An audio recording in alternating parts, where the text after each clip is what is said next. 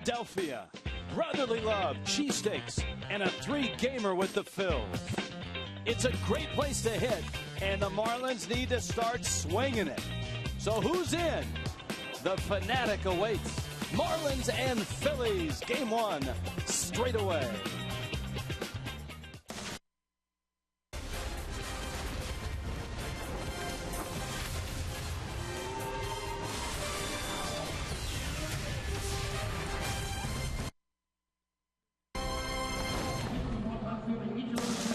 Night falling on Philly.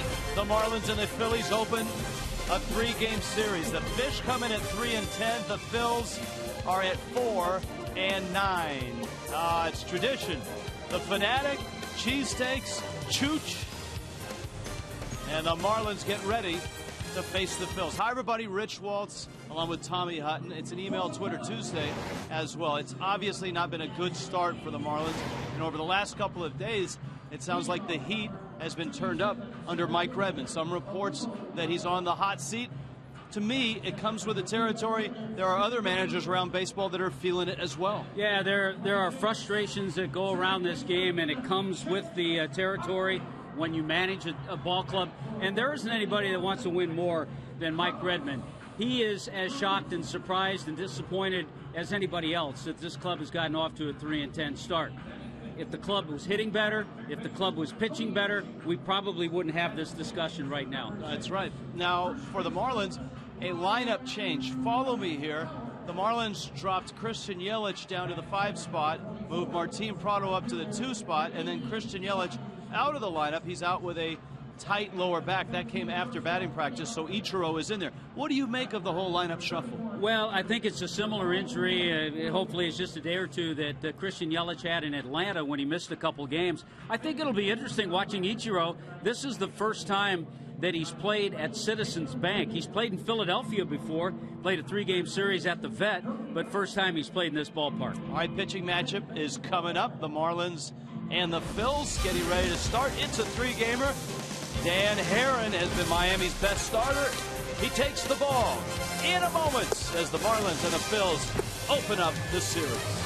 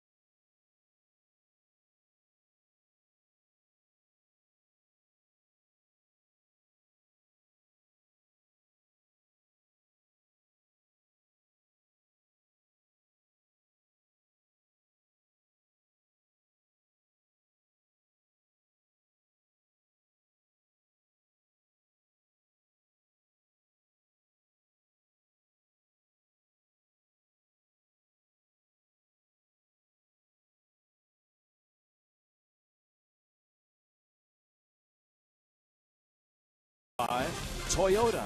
Let's go places. Let's go to Citizens Bank Park for the first time in 2015, where the Marlins try to get things going. A 3-gamer against the Phils. The Fish coming at 3-10 in the basement of the National League East. JM Lexus brings you the Marlins lineup. D. Gordon leads it off. Martin Prado up in the 2 spot, and that was before Christian Yelich was scratched. Giancarlo Stanton, Michael Morse.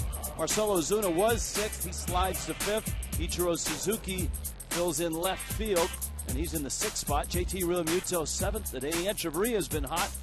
Dan Herron, a good hitting pitcher, is in the 9 spot. And there's a look at Jerome Williams, a big right-hander, making start number 3 for the Phils. D. Gordon in the box. Pinch-a-penny brings you the first pitch. And it's a fastball on the outside part. Dana DeMuth calling balls and strikes.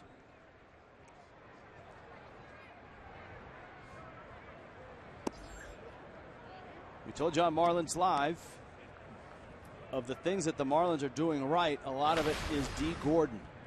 Look at the numbers. On base is over 400. He scored 8 runs, 6 stolen bases, and he smacks that one foul. And he's found a lot of hits, Tommy, in the opposite field in left field. Well, he's done exactly what you want a hitter the type that D. Gordon is. He's done exactly that. He's kept the ball on the ground. He's gotten a few infield base hits. He's gotten a number of bunt base hits. And if you're an infielder, don't bobble. If you bobble, he's going to beat it out. Utley to his left, a nice play. And there is one out. BMW brings you the Phillies defense. Take a look at that defense. Ben Revere, Herrera, Grady Sizemore, the veteran in right field, Cody Ashe, Freddie Galvis, Chase Utley, Ryan Howard. You recognize those two on the right side. And Carlos Ruiz is behind the plate. Now Martin Prado. Prado takes a fastball for a strike. Of course, the Marlins an off day after getting swept by the Mets in New York in a 4-game series. Prado had 6 hits in those 4 games. And for the Marlins, there was some offense, but it was way too late. It was late in the 5-4 loss on Saturday, and it was late in a 7-6 loss on Sunday. Marlins fell behind by big numbers in both of those games. You know, Mike Redmond showing that, okay, you try to mix things up. And for Martin Prado, bringing him into the number 2 hole, it's probably the most comfortable place that Prado's hit. It's the most number of games he's hit in the number 2 spot. And he's also started to swing the bat a lot better on this trip.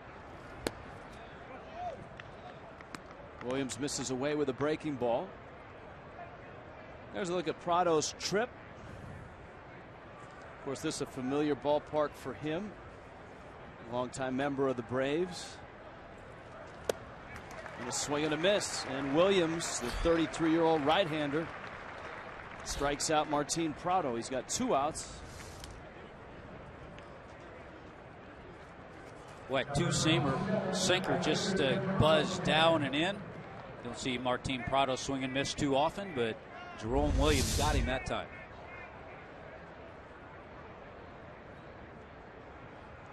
And so here is Stanton.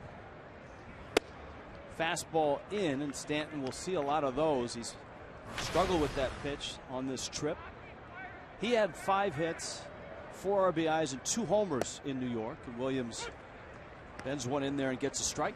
I think where he has struggled with that pitch is that he swung at that pitch and missed it or fouled it off. And so that's a good take there. Yep. That's a good sign. 2 good takes of fastballs in.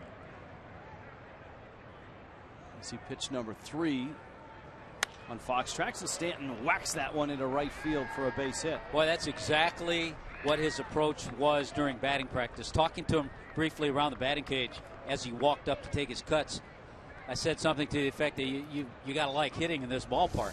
And he looked and he motioned out to right field as if, you know, he knows he can go out of this park any place.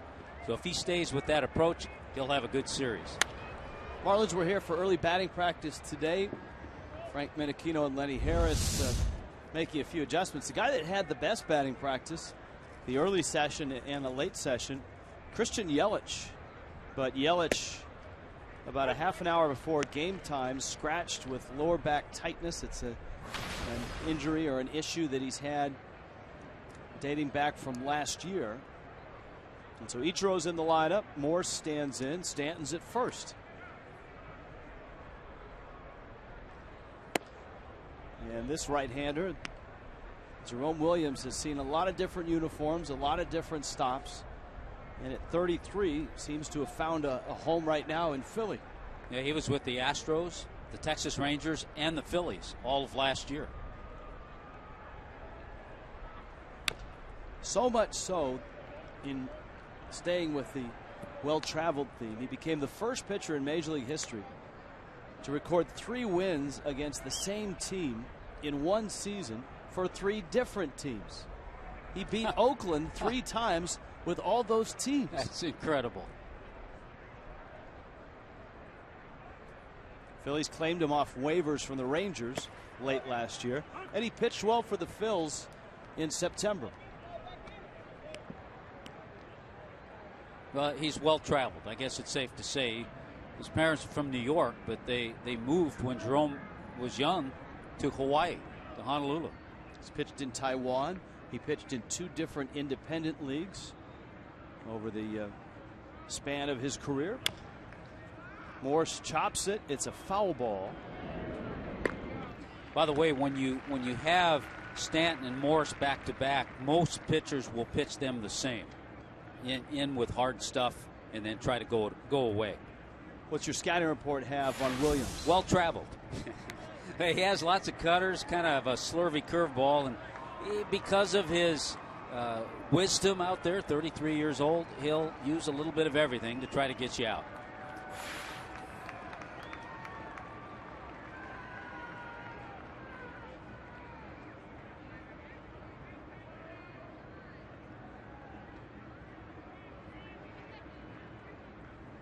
Another 2-2, and Morse goes after it. Ruiz blocks it, and Miami is done in the first. Jerome Williams strikes out Michael Morse. Underway in Philly.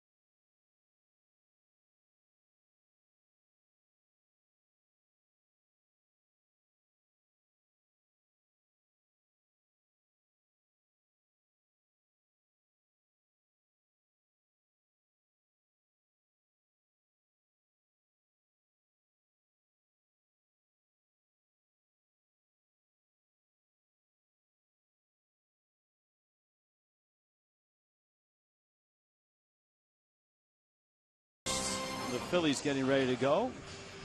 Odubel Herrera, a Philly you might not know about. He's in center field. He's off to a great start. J.M. Lexus brings you the Phillies lineup. Rule 5 draft pick. Look at the week that he's had. Ben Revere, Chase Utley, Carlos Ruiz in the cleanup spot. Cody Ashe, a nice start, hitting at 350. Ryan Howard, not so much. Grady Sizemore trying to recapture that magic.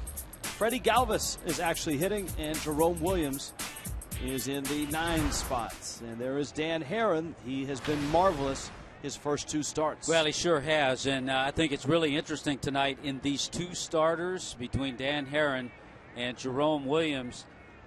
They have each started games at the at Veterans Stadium as well as Citizens Bank. It's been a tough place for Dan, though. He's 0-3 here at Citizens Bank in 4 starts, even though he's pitched pretty well. Well, here is Herrera. The league still learning how to pronounce his first name. Odubel.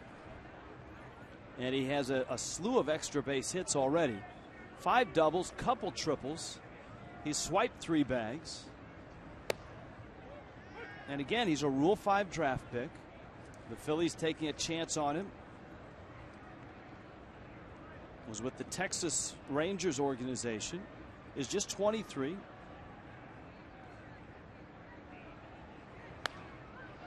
And he smacks that one foul.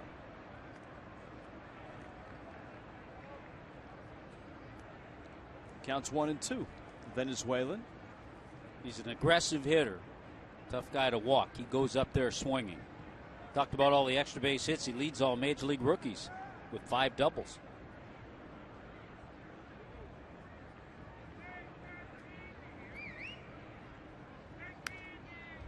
Herron has put together back-to-back really nice starts for the Marlins. He beat the Braves 6-2. He had the Rays beaten.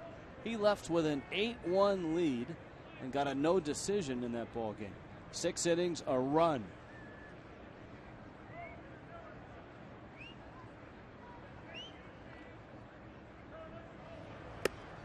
And Herron runs a fastball away from him, gets a strikeout to open up the ball game.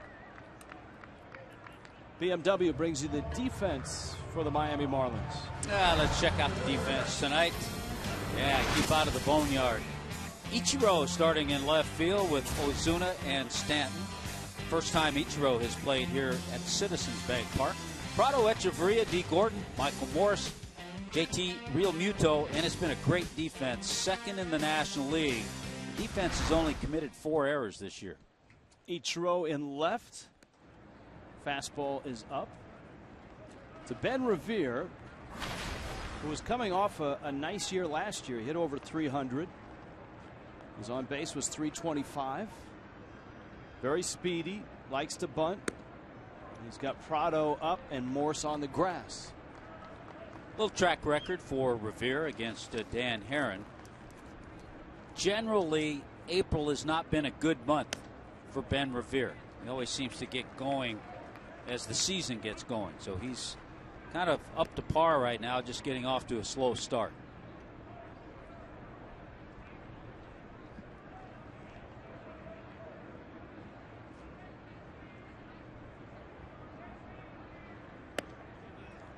That 3-0 is up, and the Phils have a base runner and a speedy one at that aboard at first base. And that brings up Chase Utley.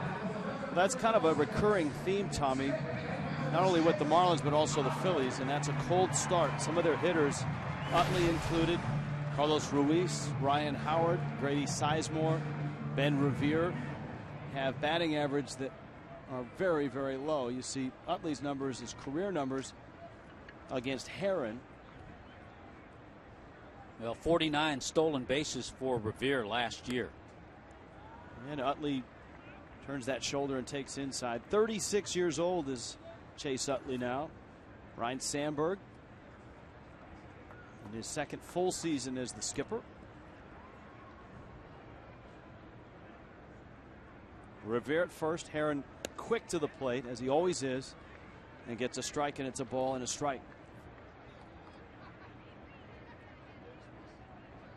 Chase Utley right now on the backside of a tremendous career. 6 All-Star games, 4 Silver Slugger awards. Kind of put it together last year after prior to that a couple of years where he really dealt with a lot of injuries.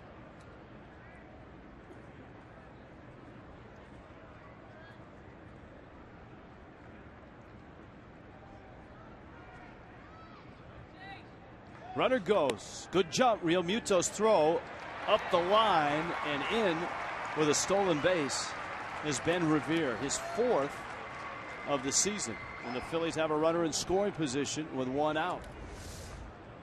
Hasn't been a lot of opportunities for JT Realmuto. That ball sails on him. A good throw would have been close, but it was also a decent jump by Revere. Straight steal all the way.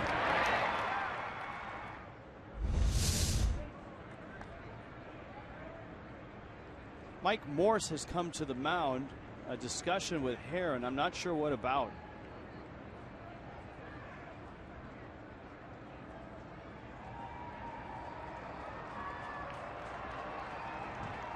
It's 1-2.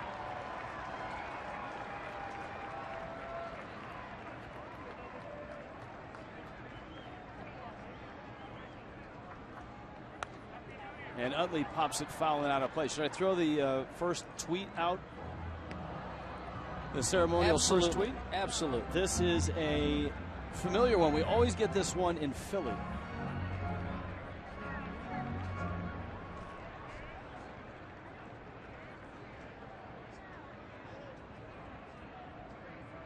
And that is, it's from John. Why is there someone behind home plate with a speed gun? Check out the guy with the Phillies coat, the cap, and the radar gun. He just rose it there, or lifted it there. That one misses inside. He's with the ballpark. He will, and has a baseball. He's a former player. He will check the speed, and he'll also note the type of pitch that it was. And then in his walkie-talkie, he'll tell the ballpark, and they'll put it up on the screen. Fastball, 88 miles an hour. Breaking ball, 83 miles an hour. Yeah, I think a lot of times people mistake that person for a scout, because scouts do have the speed guns. They'll be behind home plate. But this particular fellow is employed by the Phillies and lets everybody in the ballpark know what pitch was thrown and how fast it was. And I like the fact that he has some baseball experience, so he understands the difference between a changeup and a curveball, a slider, a split finger. Revere at second. Utley takes breaking ball, strike three call. There you go. 84. Cutter. Yeah, that was his. We watched Dan Herron get major league hitters out with a fastball that's, maybe tops out at 85, but he'll use that cutter, late movement, and it froze a really good hitter and Chase Utley. So Utley goes down. A pair of strikeouts for Herron. And here's Carlos Ruiz. At one time, Ruiz was a base hit machine with runners in scoring position. That's kind of been a trademark in the big years that he's had.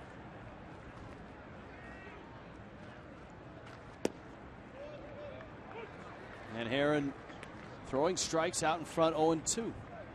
Emails and tweets tonight, kids. Get them in at Fox Marlins on Twitter. Got a lot of people tweeting in their franchise four, their four favorites. Ruiz goes up and hits it high into left field. Ichiro is under it, and he makes the catch. Inning one in the books, and it's scoreless in Philly.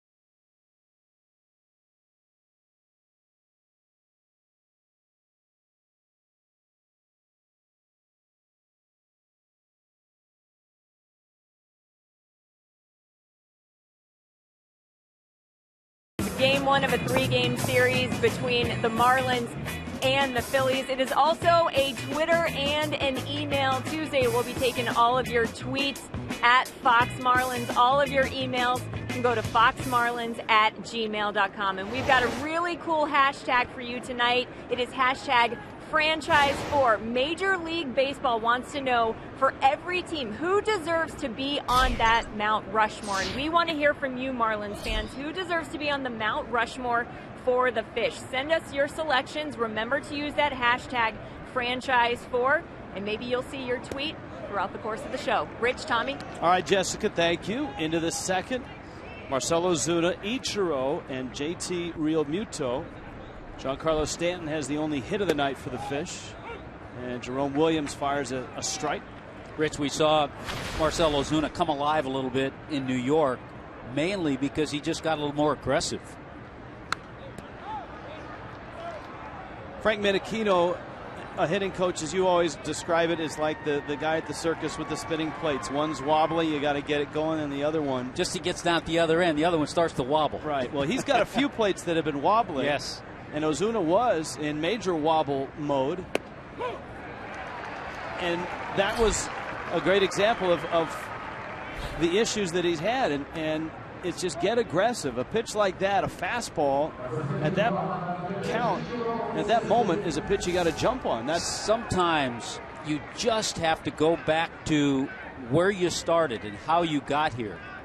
And I guarantee Marcell Ozuna, when he was coming up in A-ball, in Double-A ball, which he didn't play much, that he swung the bat.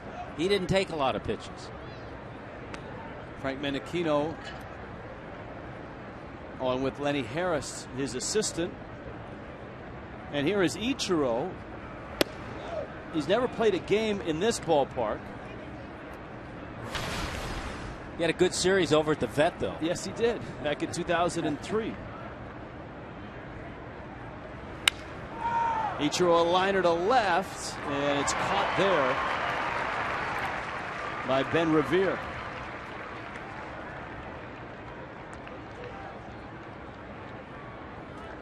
The Clevelander Marlins Park is a terrific way to spend the day watching the Marlins. Book your next event at the Clevelander Marlins Park. Happy hour pricing before all weekday home games. Got the underwater camera going. You may get a Giancarlo Stanton home run. Sunday brunch featuring $5 mimosas and Bloody Marys. Realmuto pounds one into the ground at third. Ashe across the diamond. It's close. And bang, bang. Realmuto is out. And a quick 1-2-3 inning for Jerome Williams. Scoreless in Philly.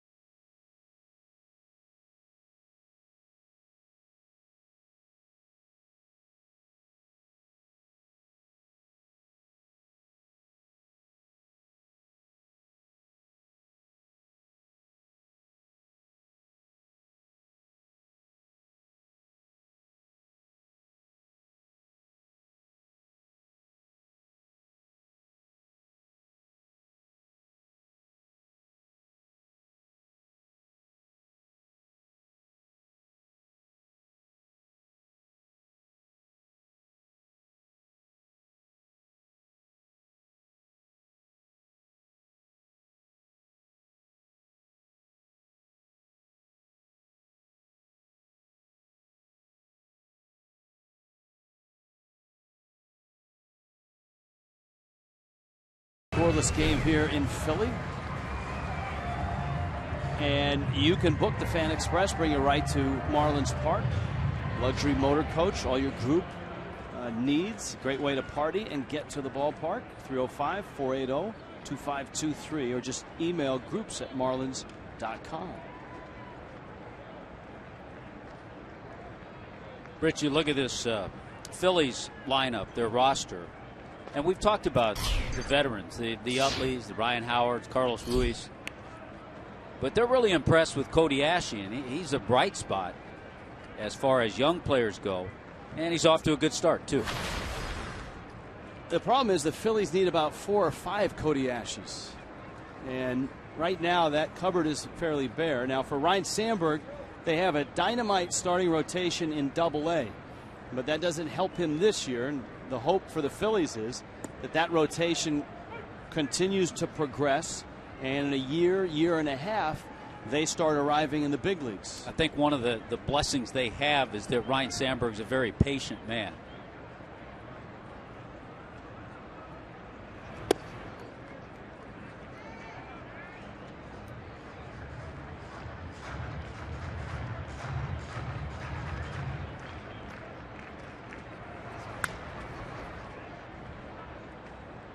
Morse over to get it. Got a couple of tweets, Rich. I'll get to them quickly. Ira throws out his 4. We're having fun all night with the franchise 4, Mount Rushmore of the Marlins or any major league team. Ira says Jeff Conine, Gary Sheffield, Charles Johnson, and Giancarlo Stanton. The amazing thing, you can't really argue at any of the picks. Roller up the line. Morse has it, gets to the bag, and Ashley is out. A lot of fans unhappy that Dontrelle Willis. But you can write in. You can write in a name. A lot of it is longevity and the number of years players have been with the Marlins. Of course, you mentioned Gary Sheffield. What was it, 6 years? Yeah. Sheff was a Marlin. I talked about Mike Lowell. Mike Lowell, 7 years a Marlin. Well, the Phillies had their franchise picks up there. And the modern day Phillies, Jimmy Rollins and Chase Utley is up there. As far as the Marlins are concerned, they would probably put a guy like Jamie Moyer up there. And absolutely. If you were going with franchise 4s of opponents. And for many of the Marlins, just showing up here, they're relieved that Jamie Moyer is not in the building. Well, they don't know everything, though. No, they don't. Ryan Howard is outside. By the way, Ryan Howard, just look over Rich Waltz's head there. Ryan Howard, by the way, at the stage he is in his career, has trouble with the good fastball. However, Dan Herron's going to have to make good pitches because he doesn't have that fastball he can throw by Ryan Howard. How did you not get on that list, Jamie Moyer? He just popped into the booth to torment the Marlins one more time. Yeah, he found out the Marlins were in town. Yes. Yes. Well, in town for a Moyer Foundation benefit. And Noble wants to know, when will we see Salty back in the lineup? And I think that's a good question because right now, Jared Saltalamacchia, he's struggling. There's no question about it. We'll see how things go for JT Realmuto. But I'm sure Mike Redmond will work the two of them during the course of a week's worth of games. And they'll get playing time. Maybe not as much as Salty would like, unless he all of a sudden gets hot and gets on fire a little bit. Grady Sizemore trying to recapture the magic of long ago. His last full season in the big leagues was 2008. And the Phillies, that liner into the seats. Let's hope everyone's all right. Phillies are hopeful that Sizemore, after he had the 3 major surgeries in 4 years starting in 2010, is finally healthy and can become a productive player again at 32. When his career started, you thought after his first 4 or 5 seasons he was going to go to the Hall of Fame. He put up power numbers, he put up speed numbers, he played all the time. a knee injury after 08 really was what derailed him. He had that microfracture surgery. That's an inside corner fastball. Dana DeMuth rings up Grady Sizemore. That's a pitch, Tommy, that wasn't pretty. Real Muto certainly had to shift over to get it, but I wouldn't be surprised on Fox Tracks if it's in the box. It looked like it's that cutter again. He starts and it moves a little bit, and that's what has certainly helped Dan Herron in his career. So hey, when you win 143 games, you figure out how to work them. Herron with 3 strikeouts. Here is Galvis.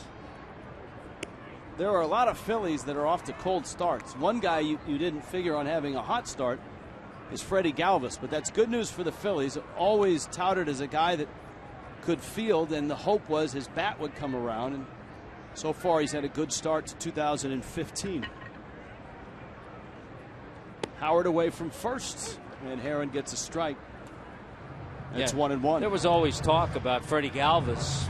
Well, he's going to be the next Jimmy Rollins. The only problem, Philly fans didn't think Jimmy Rollins would be in L.A. right now. Galvis to right. It's deep, and it's gone. And Freddie Galvis has given the Phillies a 2-0 lead.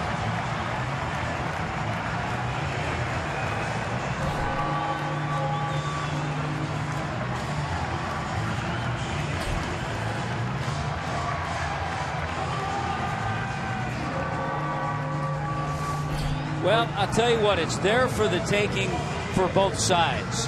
The inviting distances here at Citizens Bank. This ball just sneaks over.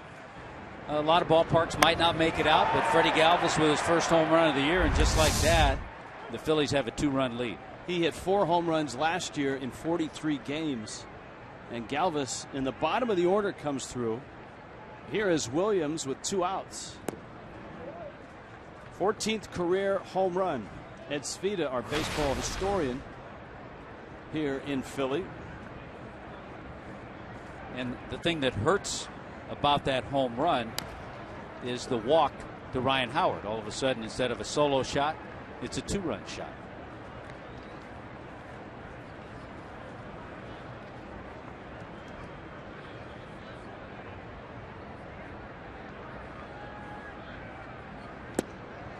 And Williams swings and misses, but the Phillies have jumped on top. A 2-run homer by Freddie Galvis, and it's 2-0.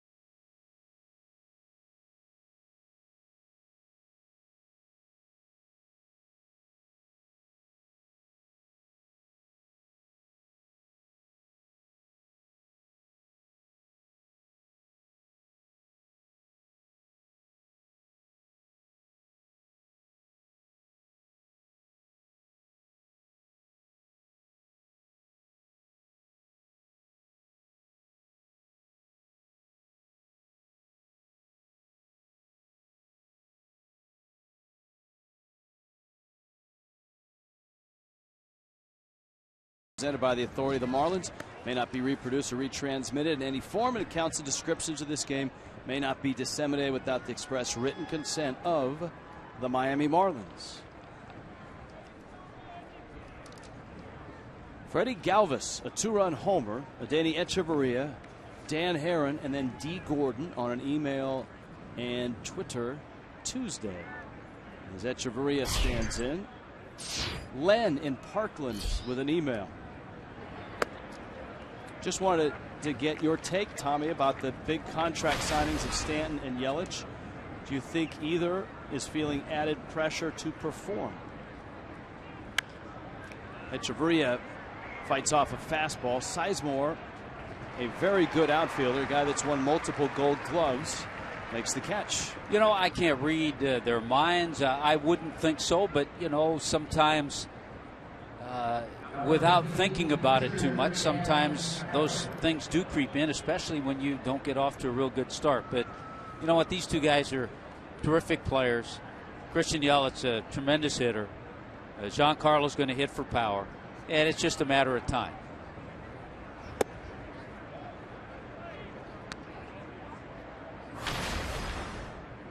So here's Herron with a lifetime average over 200. And then Williams fires a strike, and it's 1 ball and 1 strike.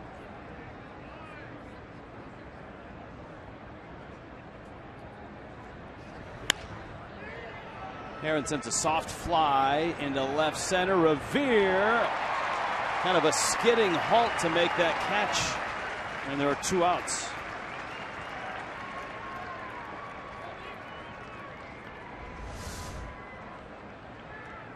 Well, between Herrera and Rivera, they have a couple of center fielders out there, so some pretty good speed in that outfield. You throw Grady Sizemore in there. He used to be a center fielder. He may not have that speed and range, but he's got those center field instincts. Top of the order, D. Gordon. He's bounced to second. Shortens the bunt and takes a strike.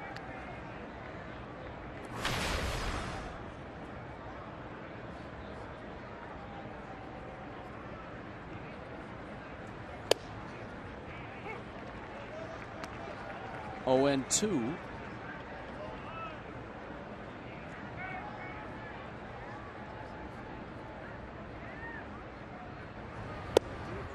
Daniel in Coconut Creek with an email.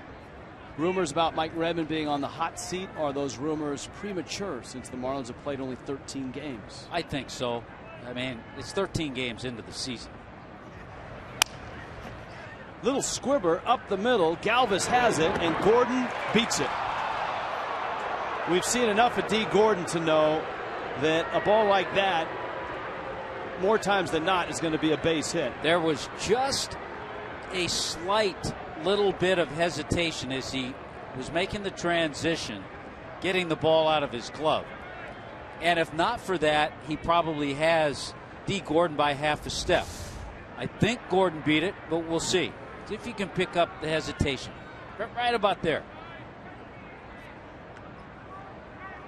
The Phillies have not decided yet. They're still waiting. Ryan Sandberg poised at the top step, and now he crawls back into the dugout. See, if I'm an umpire and a manager, remember how last year how awkward it was with the manager walking out. Here's our first real look. Back of the glove, remember.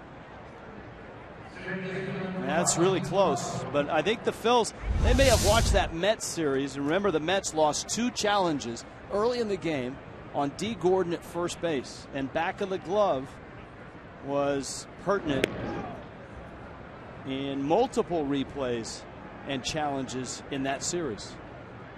Quickly, Leo texts that tell Moyer he owes the Marlins a new scoreboard. That's true. That's true. It was Giancarlo Stanton's blast, the one that broke the scoreboard in the left field. Moyer gave that up when he was pitching for the Colorado Rockies. And I know it's a big night with StatCast on MLB Network, and they're talking about all the new stats, and one of them is exit speeds. Well, we've had that on our telecast, and we've used that on our telecast for some time. That one off of Moyer is the fastest ball ever recorded off a bat and it was Stanton at 122 and I believe 0.6 miles an hour. 90 is a good exit speed, in the 90s. Right, 122. And a number of times last year Stanton was over 100. And the amazing thing to me is it was Moyer who threw top 82 on his fastball. There he is with Pat Gillick on his left, Chris Wheeler on his right, longtime Philly broadcaster.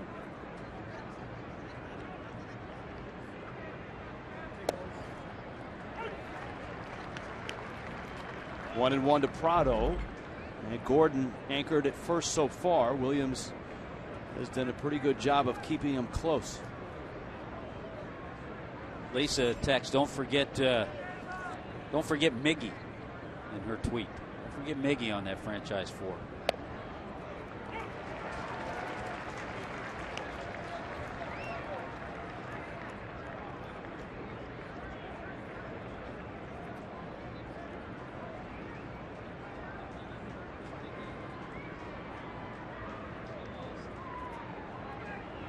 That's close. He's out. D. Gordon picked off. And for Miami, it's been a sputtering start here in Philly. Freddie Galvis hit a 2-run homer, giving the Phillies a 2-0 lead, and D. Gordon gets picked off.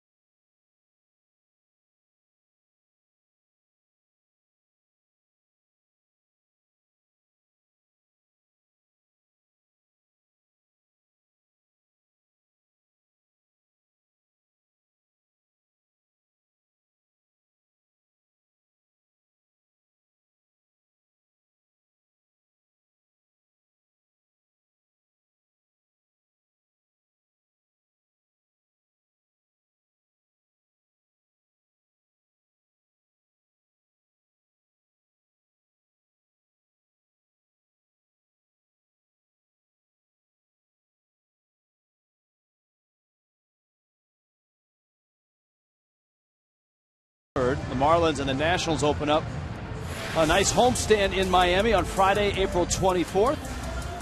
And Saturday is a Saturday spectacular, the second game of that series. It's also Fellowship Day. The all-you-can-eat seats are coming in. Post-game in the West Plaza, Christian hip-hop artist KB will be appearing. That's on Saturday. The series starts Friday. It's Friday, Saturday, and Sunday against the Washington Nationals. Odubel Herrera, Ben Revere, and Chase Utley. Herrera struck out back in the first, and he fouls a pitch back. We've had some funny tweets about Franchise 4. Mitchell said Franchise 4 hits McGee, Carlos Marmol, Ed Lucas, and Allison Williams. It's a 1-1. Cassie has Jeff Conine, Giancarlo Stanton.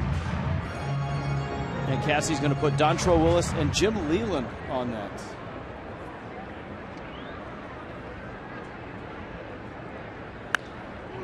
Herrera's pop-up in shallow left. Ichiro makes the catch. Rich, you had told me something about Ichiro going to a new ballpark, and we talked about the fact that he never played here. He actually came out here on the off day not only to get his routine and do his stretching and his workout, but to get a feel for the ballpark. And as it turns out, he wasn't in the initial lineup. Christian Yelich was. His back acted up again, and a late-minute addition was Ichiro, so he feels a little more familiar out there. Well, Ichiro, having been around him in Seattle and just being reminded of it here for the first 2 weeks of this season, always prepared. He did the same thing with Marlins Park twice during spring training. On his own, he went down to Miami and worked out in the outfield because he'd not been there either, and he wanted to acquaint himself with the fence, the warning track, how the ballpark played, and that's why he was out here earlier. We have an actual email from Roger in Miami Beach that's got a little Ichiro in it. Second time this season that Yelich has had back muscle tightness. Have any of the Marlins taken an interest in Ichiro's stretching equipment? It has worked for Ichiro. He's only been on the disabled list one time in his career, and that was for a stomach ulcer. Yeah, that was for something else altogether. Have any players asked Ichiro to try any of his 8 stretching machines? A few of them have. I know Mike Morris has tried a few of them. Every now and then you'll see a few of the players on there, but it's been a routine that Ichiro has used when he was a star in Japan. I was told also, Rich, that even when the season is over, and in his long career, when the season ended, he only took a couple of days off and then started the stretching and swinging the bat. One of the best advanced scouts in the business is Bob Johnson, and he came by the booth before the broadcast, and we were talking about the Marlins, and we got to the subject of Ichiro, and he said Ichiro is one of the most limber players in not only baseball, but he feels almost like all of sports. He can do some freakish type stretching, and he's 41. Utley pulls one foul. So, Roger, there are a few players that have used the machines, but none of them have gone all in as Ichiro has throughout his career.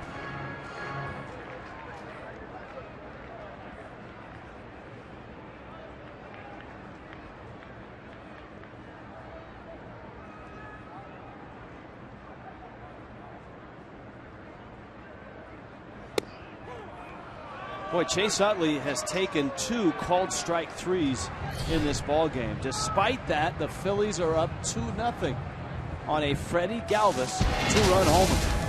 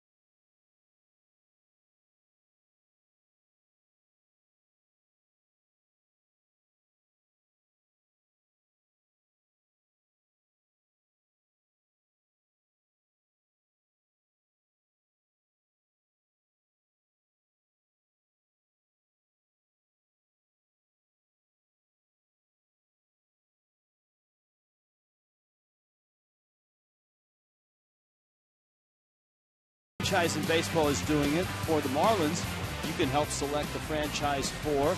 You can write in as well. If Mr. Johnson, Lowell, Sheffield, Stanton, Hernandez, Conine, Castillo, or Beckett are not on your franchise 4. First pitch swinging. Martin Prado out to center. Herrera's there, and he makes the catch. Prado is out number 1 here in the 4th. Been a frustrating night for the Fish against Jerome Williams so far. Giancarlo Stanton and Michael Morse now coming up. Ozzie and Hialeah is outraged that Edgar Renteria is not on that list. Renteria drove in the winning run, obviously, in that '97 World Series. Boy, just a steady player too. Edgar Renteria was a steady shortstop, made all the plays, and we know it can get big hits.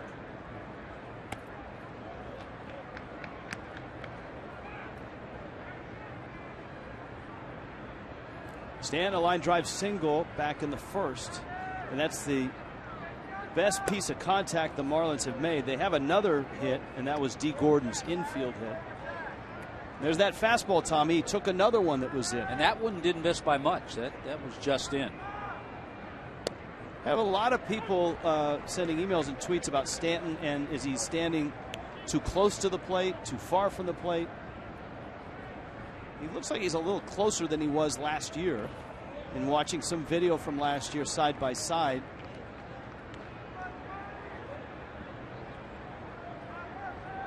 count 3-2.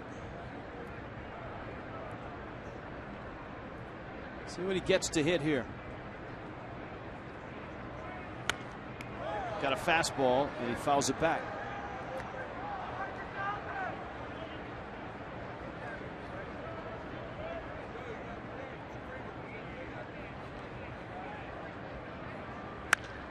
Stanton drives that one right center field, deep and gone. Oh, wow. Up into the Marlins bullpen. Tier. That I've never seen from a right-handed hitter in this ballpark. A shot that lands up in the Miami bullpen, over the Phillies bullpen. And Stanton has a home run. The Marlins have cut the lead in half. Well, I tell you what, you don't see many left-handers go in that second tier into the visitors' bullpen. He got the slider or cutter out over the plate. Talked about how in batting practice he was looking at the inviting right center field here at Citizens Bank. A base hit that way, now a home run that way. And somewhat of a trend as Morse takes a strike. All 3 of his home runs have been out in that direction, which is not a bad thing. He's yet to really get into one. That's a great thing to see, though, when Giancarlo stays back. He's so strong. He generates so much bat speed that it doesn't matter what ballpark it is. He can go out the other way. Morse's 2 good rips and fouls another pitch off. Count is 0-2.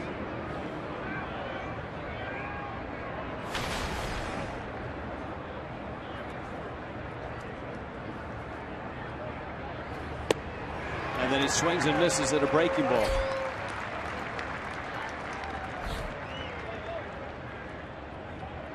Four strikeouts for Jerome Williams.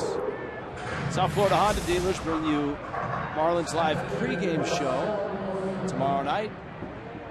Jared Cozart, a former Philly farmhand, and Cole Hamels. Craig Minervini, Carl Pavano. 453 feet to right center field. It's one thing to hit an opposite field home run. It's another thing to hit a 453-foot opposite field home run. Ozuna inside outs one, and Utley snares it. The Marlins get one back on a giant home run from Giancarlo Stanton. Number 3 goes 453 feet into Miami's bullpen.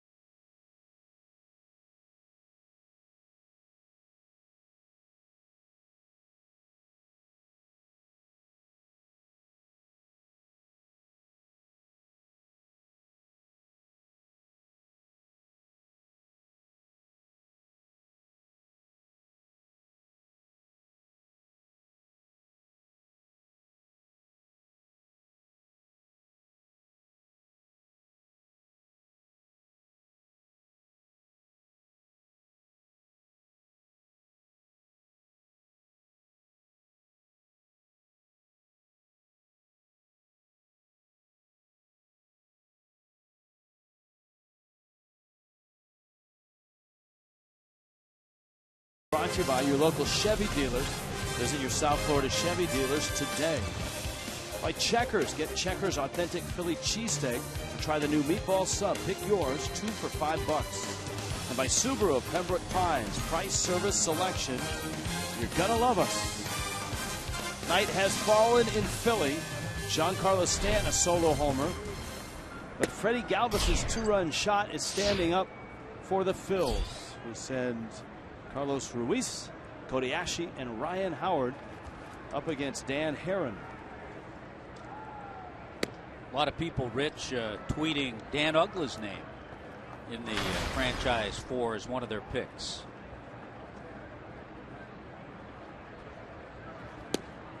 We've got an email. That's a swing from Ruiz. From Jim at the Tilted Kilt somewhere in South Florida.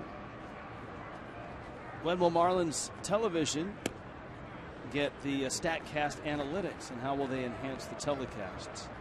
That's part 1. Part 2 is, what'd you make of Brian Price's tirade? The 3-1 is just foul.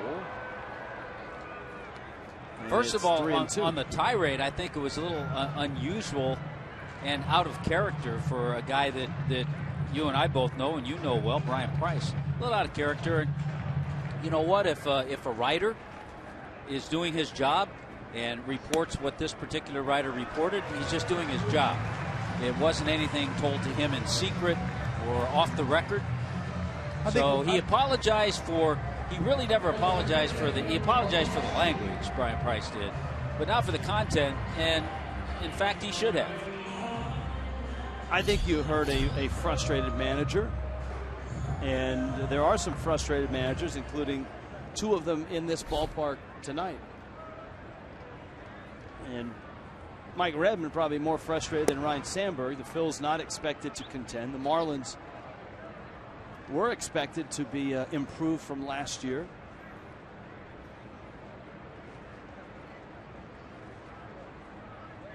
Ashe takes a strike. Cody Ashe bounced out in the second. As far as StatCast, I'm not sure. That's debuting on MLB Network tonight.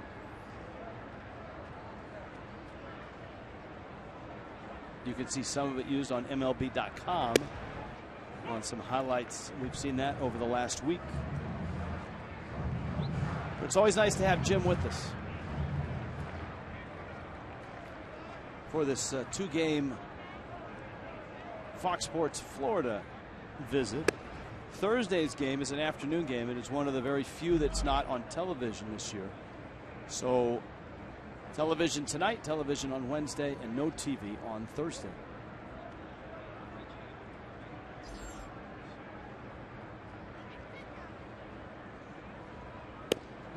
That would be strike 3 called. Aaron drops in a breaking ball, gets a strikeout of Ashe.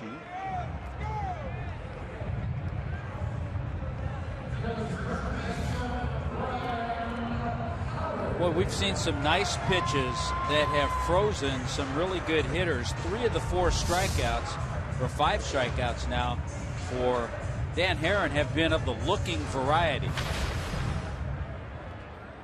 Very creative franchise 4s. Some have, and I like the idea of taking the idea and running with some names from the past. Like Jason and Liz, who are watching in San Diego. Their franchise 4, Charlie Huff, Mike Piazza, Philo Ramirez, and the Dauber, Greg Dobbs.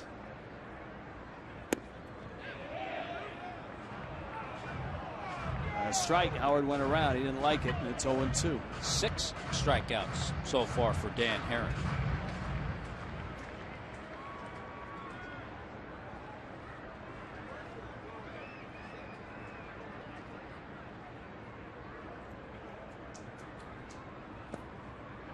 Herron trying to get Howard to go after it, and it's 1-2. For Howard, we talked about the age of Utley. Howard at 35. Last year actually healthy, 153 games. Hit 23 homers, drove in 95.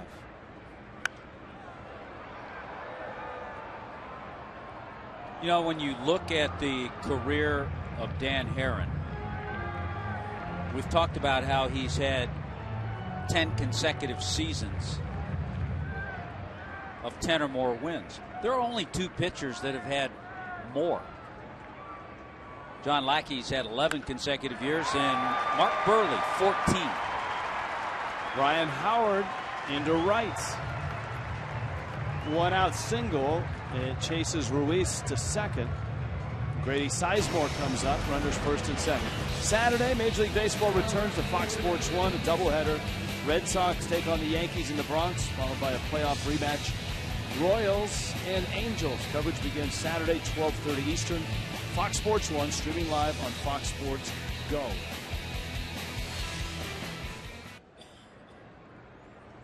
Here is Sizemore. A slow start certainly for Sizemore, hitting just a $125, and he fouls it at the plate. Last year with the Phillies, he hit .253 in 60 games. And remember, he started the year with the Boston Red Sox. 52 games, hit just .216.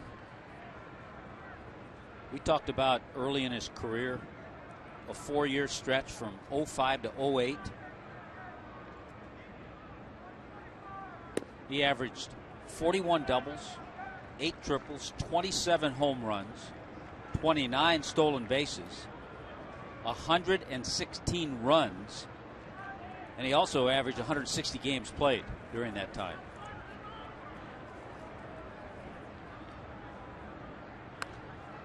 Breaking ball popped up foul, and he was such a tantalizing package of power and speed and Gold Glove defender. A couple of Gold Gloves, yeah.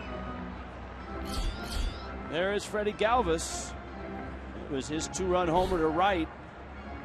They got the Phillies on the board first.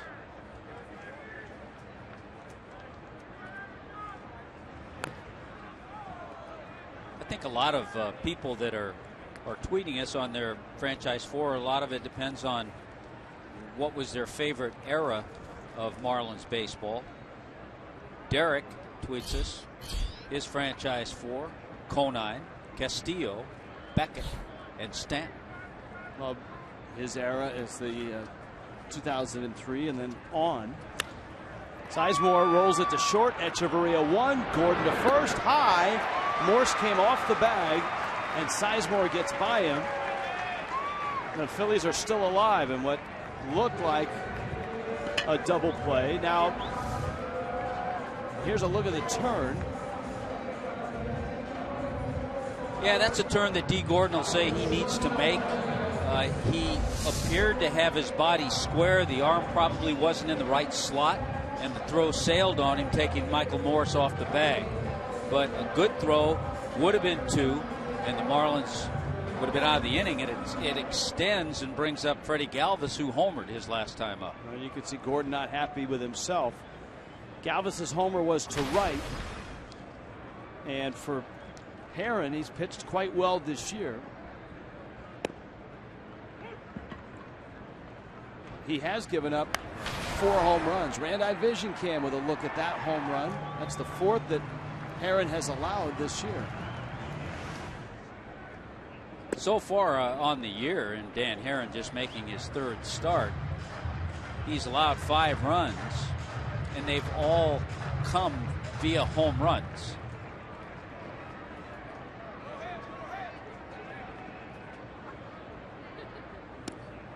To breaking ball. And Herron out in front 1-2.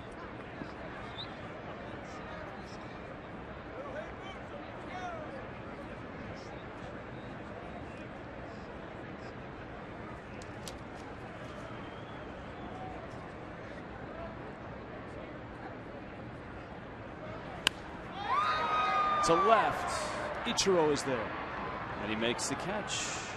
Freddie Galvis lines out. Herron works out of trouble. 4 complete in Philly. 2-1 Phils.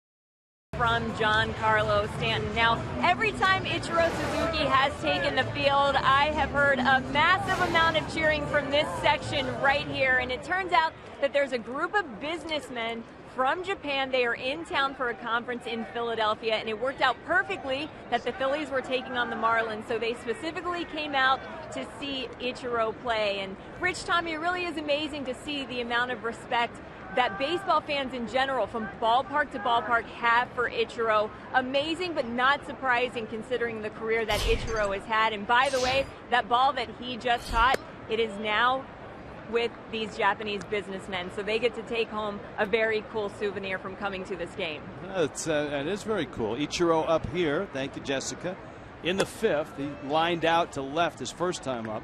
Norman tweets, how many more hits for Ichiro to reach 3,000? He's at 2,849, so he's 151 away from 3,000, and now he is 150 away.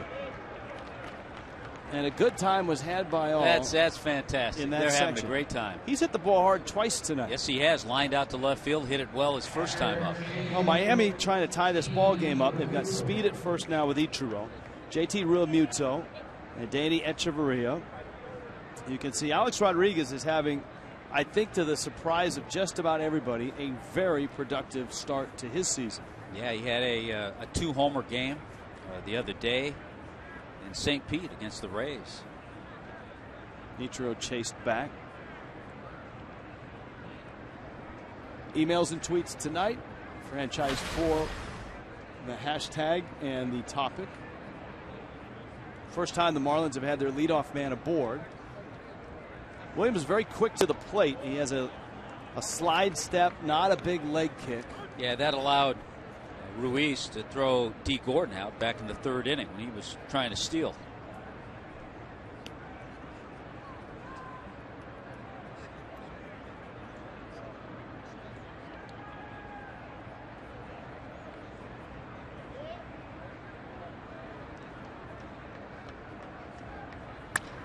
Realmuto into center field. A solid line drive hit.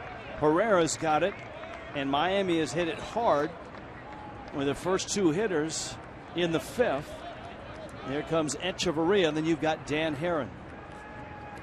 Well, that's one thing about JT Realmuto. We have seen him since he arrived put together good at bat after good at bat. At times he's hit the ball well, and maybe he came up empty, that ball that Granderson robbed him of Citi Field.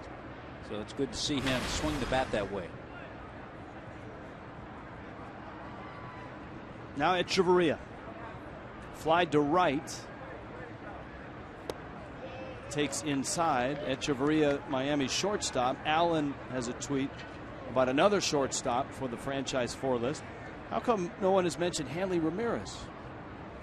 A couple. I've seen Hanley's name on a couple. I've seen Alfredo Amezaga on a couple.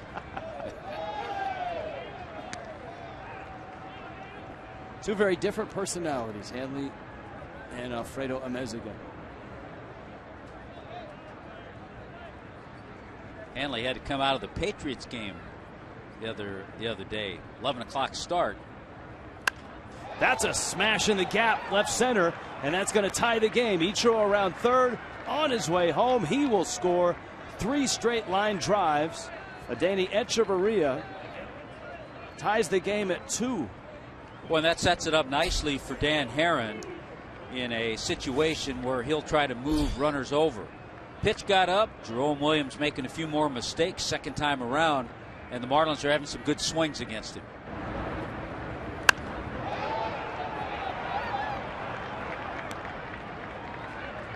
Bob McClure, the pitching coach for the Phils, on his way out to the mound.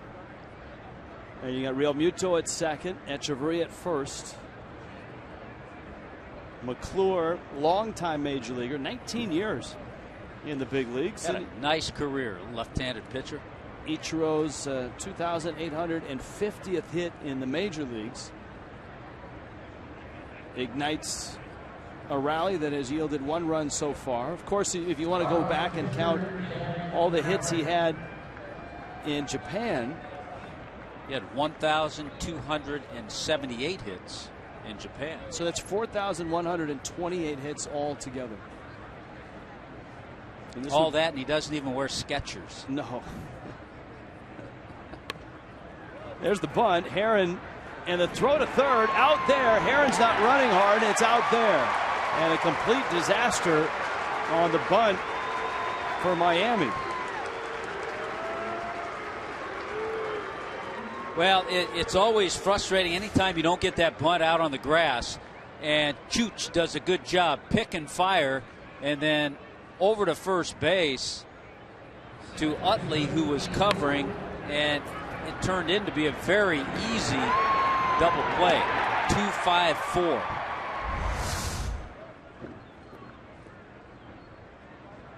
And so what's left is Echeverria at second and Gordon at the plate.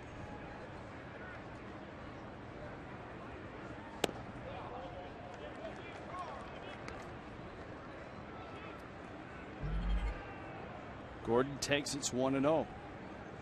Well, we just go back, and you and I talked about it at the beginning of this game. We talked about it on Marlins Live, about the way the club is played.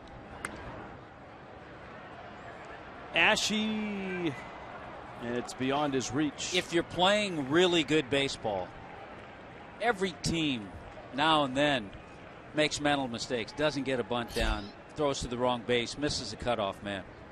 But they're more accentuated when you're playing poorly. And when you don't get the bunt down, in the case of Dan Herron, when things are going badly, it turns into a double play.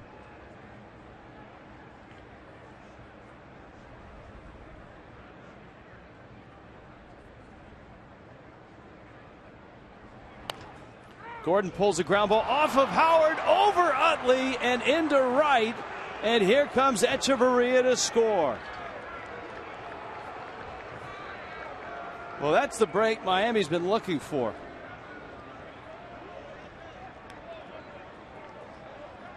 Ryan Howard. Yeah, you don't want to say it was routine, but Ryan Howard's going to be charged with an error. It's a ball. He kind of gets a little flat-footed, gets an in-between hop, and then it hops over the head of Utley. If it stays in the infield, Echeverria can't score. But because it got into the outfield, the Marlins are able to take a lead. So it's E3 on Howard. Gordon's at first. Williams is quick to the plate. He picked D. Gordon off back in the third inning.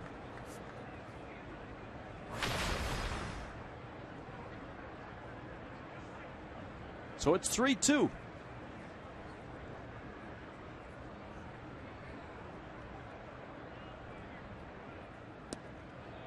And Prado takes outside. Prado 0 for 2.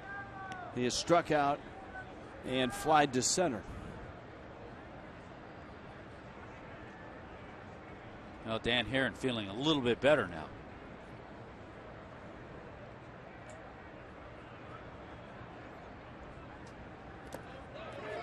Ball in the dirt, and Ruiz picks it out.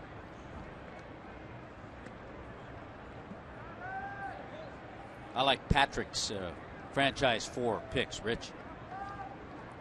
Cookie, Raul, Rich, and Tommy.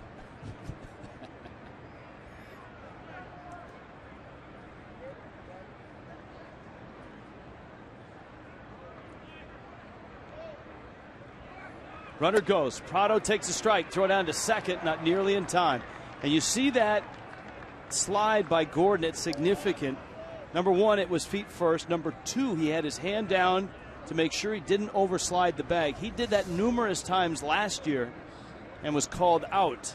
It cost him a number of stolen bases. It did. Watch the little safety net there. Just get that hand down. He's got the wrist guard on that hand. He drags it. That's the one he plants on. That's why he wears that wrist guard.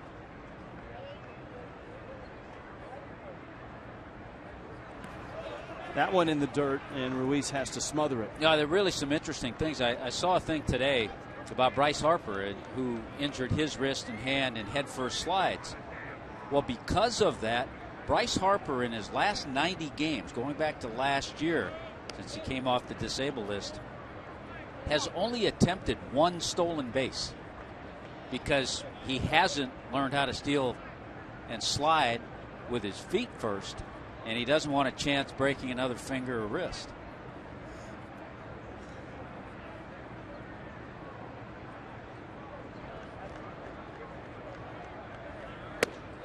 Fastball in, and Prado walks, and so this is certainly a matchup the Marlins are happy about. Giancarlo Stanton, runners first and second, against Jerome Williams, and Stanton has hit it hard twice. A line drive single to right, and a mammoth 453-foot home run opposite field up into the Marlins bullpen in deepest, darkest right center field. All three of Stanton's home runs this year have been in that vicinity. I think the whole reason he's had success tonight, he's laid off that pitch in. There's the slider out over the plate, second tier into the Marlins bullpen. But he's taken 2 or 3 fastballs that in New York he swung at that were in off the plate. There it is again. So by doing that, what he's telling us by his approach is that he's looking at the middle half of the plate away. Anything in, even if they catch the inside corner, he may take it.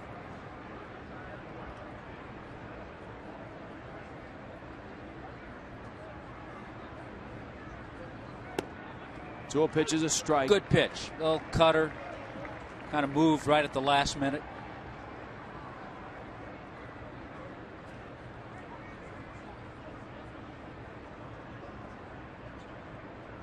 Stan did not hit well early in his career in this ballpark. But over the last season and a half, all of a sudden his numbers and the outcome has started to change here. Well, the home run was his 16th against the Phillies and his 9th here at Citizens Bank. Where does Williams go now at 2-2? Gordon at second, Prado at first, 3-2 Miami. Breaking ball, swing and a miss in the dirt, and the inning ends on a strikeout of Stanton, but Miami gets 2 and leads it by 1.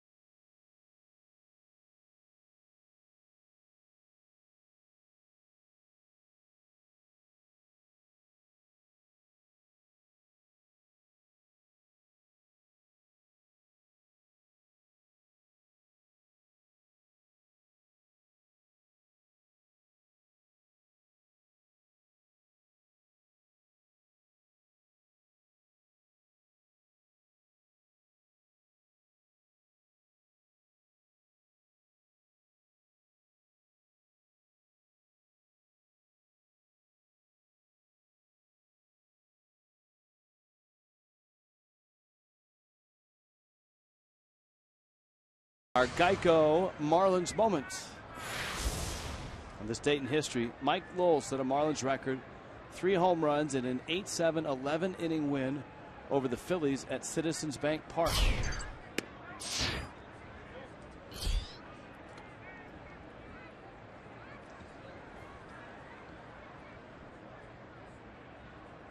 Williams is up. I don't know that Mike Lowell was on the team in 2006. Didn't Mike Lowell I don't think he was. He was in Boston by then. Didn't he have a big night here like in 2003 when they opened the ballpark? Or 2004 was the first year. So my guess is Lowell's big night was in 2004.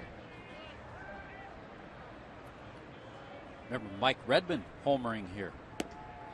Swing and a miss. Williams goes down. So Williams strikes out.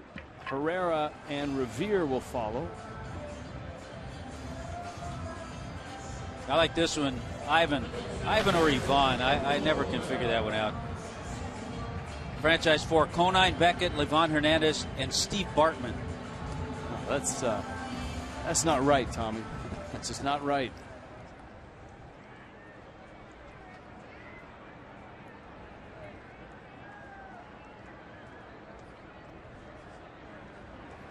Here is Herrera, and he takes outside.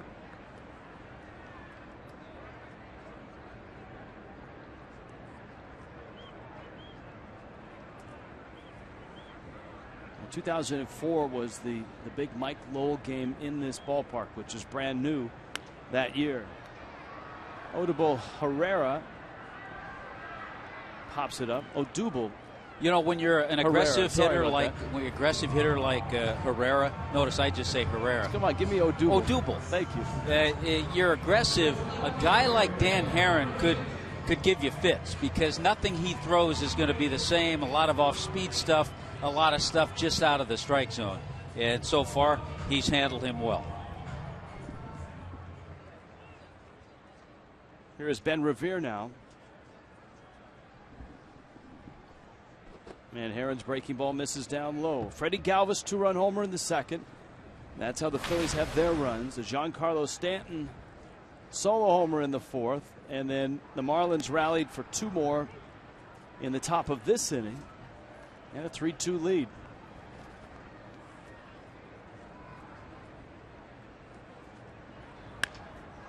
Cracked into center field. Ozuna's there, and he makes the catch, and Herron with a nice inning. 5 completes in Philly. 3-2 Miami.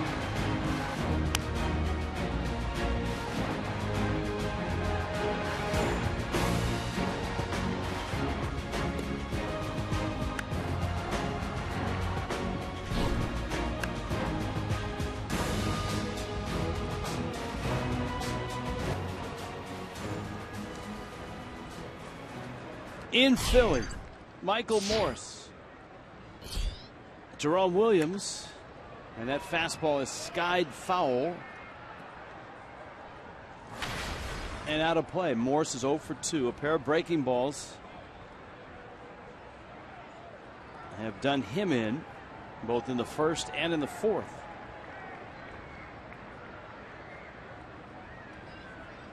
Marcell Ozuna and then Ichiro for Miami here in the 6th inning.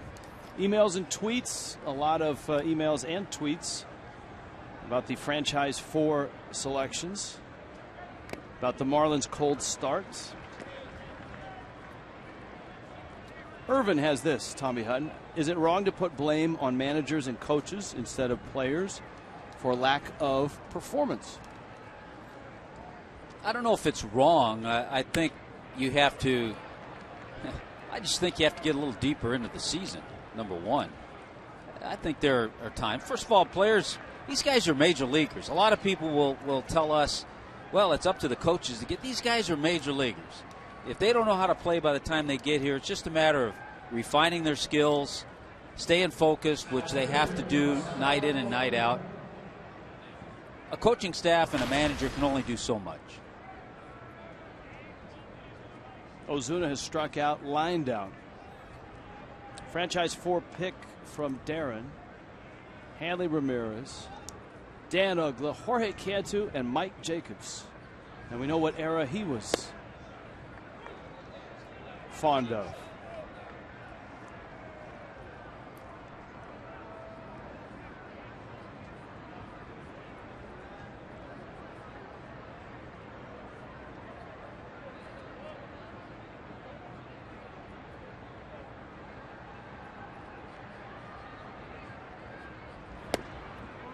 I like the tweet we saw earlier shortly after the Stanton home run.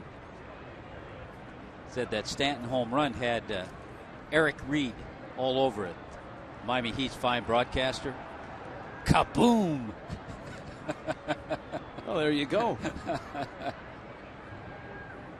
453 feet. Ozuna swings and misses, and it's 1-2.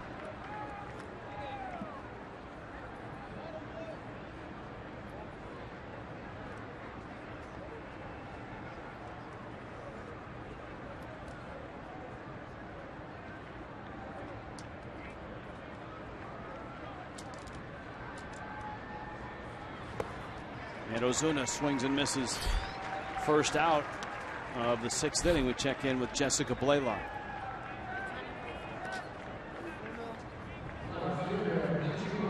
Names like Dan Uggla, Mike Lowell, Giancarlo Stanton, Gary Sheffield. And just a reminder, you don't just have to send it in by going to Twitter. You can also visit MLB.com/franchise4 and cast your vote there for who should be on the Mount Rushmore for the Marlins. But be sure to do it by May 8th. That is when the voting ends. So keep those tweets coming. We're seeing a lot of good names with that hashtag franchise4.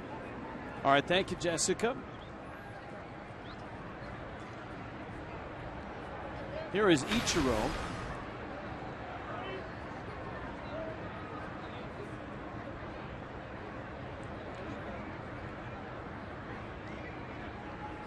Tweet from Chase.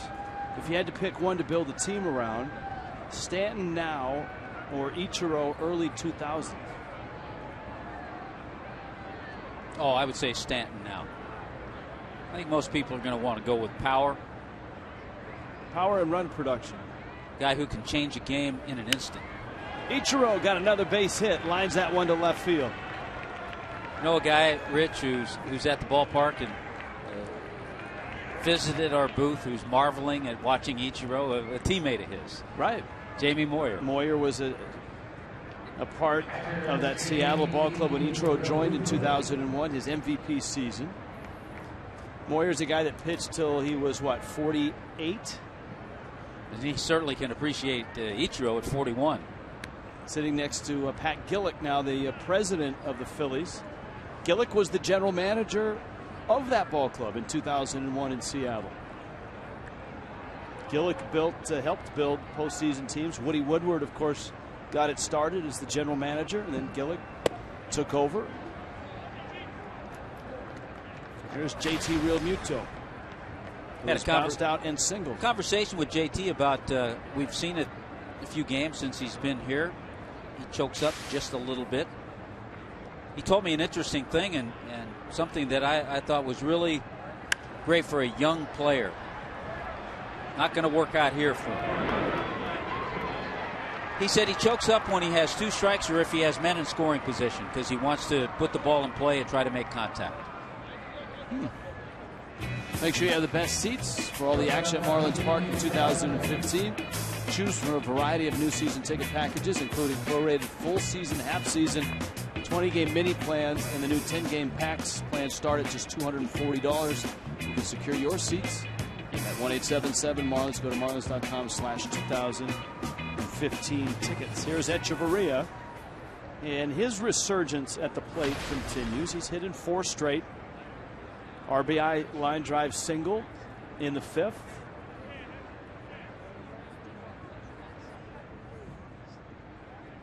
Up here with 2 outs.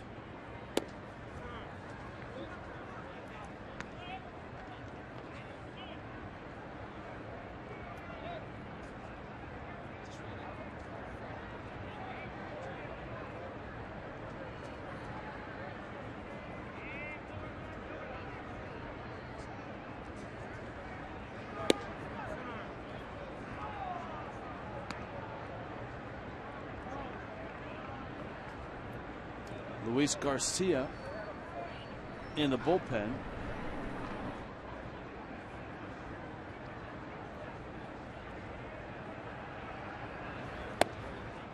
And Echeverria takes a strike. Jerome Williams was spotted to a 2-0 lead on a Freddie Galvis 2-run homer. Well, it's no surprise this is a 1-run game. The Marlins were 9-10 against the Phillies last year. 10 of those games were decided by 1 run.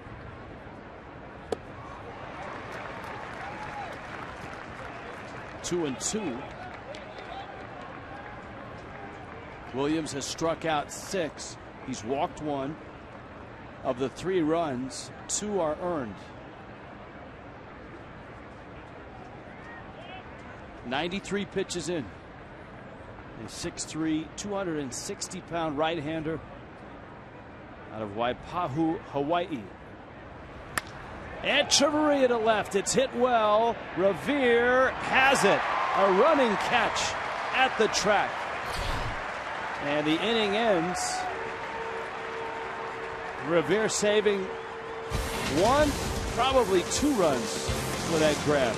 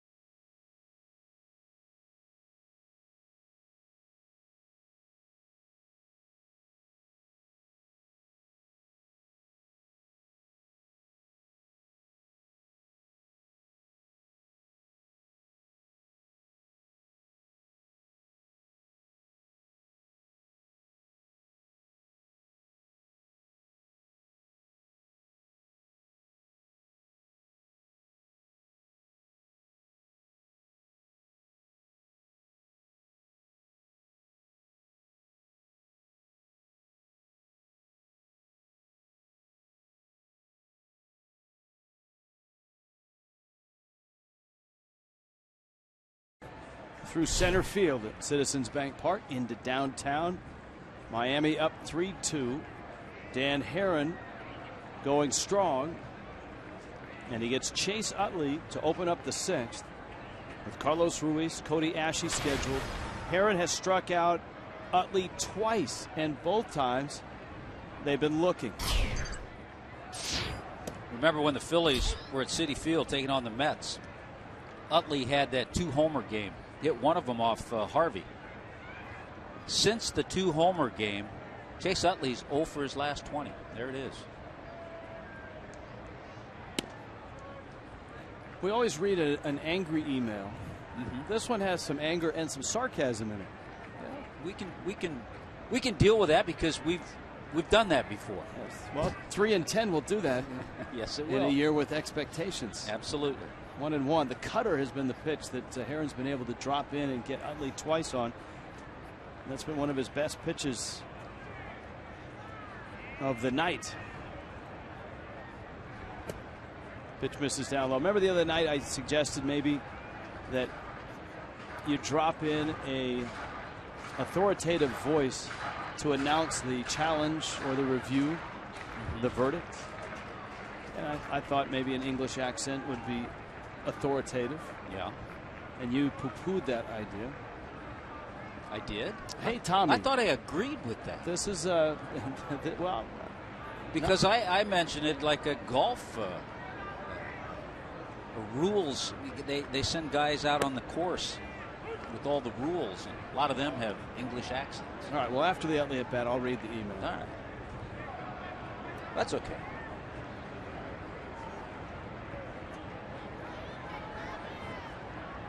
Two. Up the middle, Echeverria. I got a nice hop off the mound. All right, here it is. This is from right. Peter. Hey, Tommy, you said the other evening that a Major League Baseball announcer with an English accent would not be believable. I am English born, bred, and based, and have been following the Marlins since 2007, following my trip to the U.S. when I fell in love with baseball and the Marlins. There is zero coverage of baseball in Britain, but I watch every game on MLB.TV, even the games that start at 3 a.m. UK time. I understand everything about baseball, although only being a Marlins fan since 07, the only term I don't understand is postseason. That's the sarcasm. Oh, yeah, I understand. Yeah. Understand where you're coming from. We feel you. Well, here's my counter to that, though. If I'm and I don't watch a lot of it, but I feel more involved watching a soccer game if the two announcers have some sort of an accent, as opposed to an English announcer doing a soccer game. And I think that's an American announcer. I think that's highly unfair. I think Dave O'Brien was unfairly criticized because he was not British or he didn't have that accent. That kind of goes along with. I'm not knocking Dave O'Brien, my old partner, but that kind of goes along with that. I think Dave O'Brien is on the Mount Rushmore of Marlin broadcasters, along with you. Be happy to sit up there with Obi, yourself. I'm not putting myself up there. But your longevity is going to help. Yeah, maybe the Veterans Committee. Yeah. That's my only shot. Cody Asche is up right now. Hey, you know how important this game is for Dan Herron? The last time Dan Herron started, he went 7 innings. In the series in New York, the Marlins starters averaged about 5 innings a start. That one's going to fall for a hit. Big swing. It didn't come off the bat cleanly. And a base hit, a 2-out single for Cody Asche. Here comes Ryan Howard. And this is a tricky spot right now for Herron. He's late into his start. He's got a 1-run lead in this ballpark. And here is Howard, who is not the old Ryan Howard, but he still has the muscle to pop it out of the park. And in our Toyota trend, a Marlin killer along with Prince Fielder, Jay Bruce in their home parks. Bryce Harper and Ryan Braun. Well, he has put together a regular season against the Marlins. Ryan Howard, 150 games in his career, 37 home runs, 110 RBIs against the Marlins.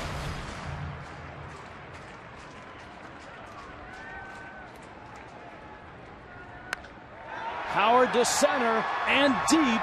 Ozuna's back at the wall, and it's gone.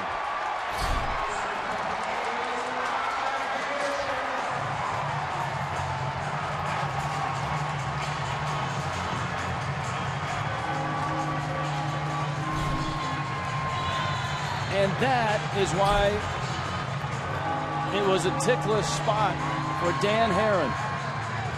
Howard has given the Phillies the lead again. Well, that pitch was up. Believe it or not, it's Ryan Howard's first home run of the year. So the Marlins relinquished the lead. The Phillies have hit a couple of two-run homers. Freddie Galvis and Ryan Howard. And every run that Dan Herron has given up this year has still come via the home run. A pair of two-run homers, Galvis and Howard.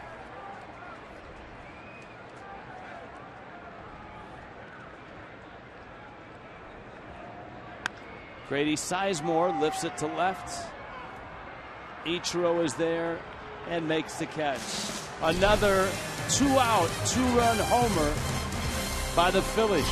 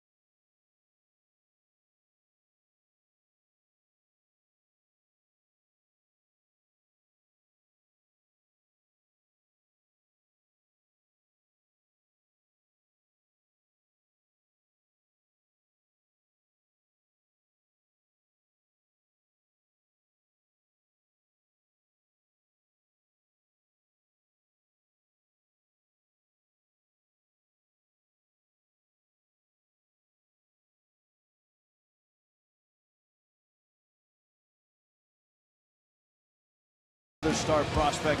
Full highlights from across the diamond. LeBron and the Cavs try to jump up 2-0. Ovechkin and the Caps try to avoid a 3-1 hole in the Stanley Cup playoffs. Plenty of action from the NBA and the Stanley Cup playoffs. Stick here, simulcast of Fox Sports Live after Inside the Marlins tonight.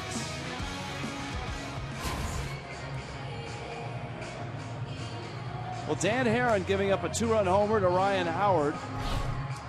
Looking like the Ryan Howard of old. Luis Garcia takes over for Jerome Williams, and suddenly Williams goes from being on the hook to in line for a win. And the Marlins will pinch hit for Herron. Phillies will make a change as well. And Jeff Francoeur, haven't seen Frenchie in a while. He's been in and out of the big leagues the past couple seasons. Guy we saw year in and year out in an Atlanta Braves uniform. So Solano pinch hits, Gordon and Prado to follow, and a fresh arm in. Garcia bends one for a strike.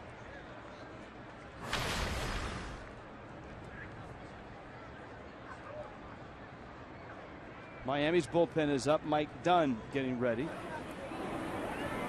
Very safe to say Luis Garcia, a journeyman, guy who spent a lot of time in the minor leagues.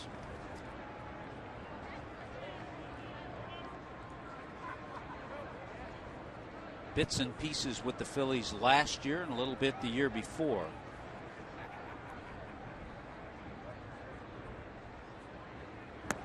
Solano swings and misses at a breaking ball, and he's down on strikes. So Garcia gets the first out of the seventh. Here comes Gordon, who has reached base twice. He's 1 for 3.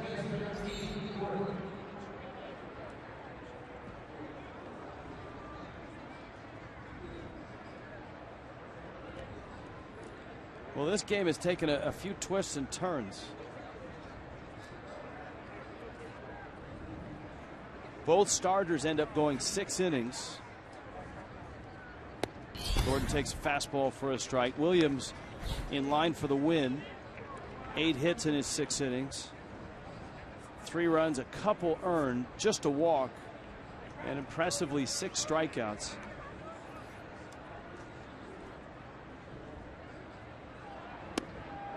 He pulled back, did not attempt, according to the third base umpire, Chris Conroy. That pitch didn't miss by much. He had some quick reactions to be able to pull back as quickly as Gordon did. Starts, and there it is.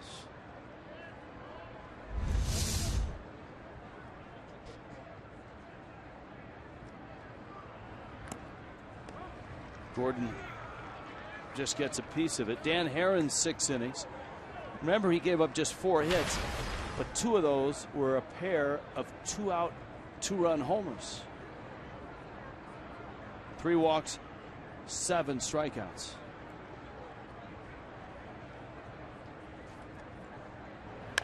Gordon hooks a ground ball wide of first. And Howard certainly has to feel a lot better about himself at first base. I mean, he made the error that allowed the Marlins to take the 3-2 lead, and he erased it with 1 swing.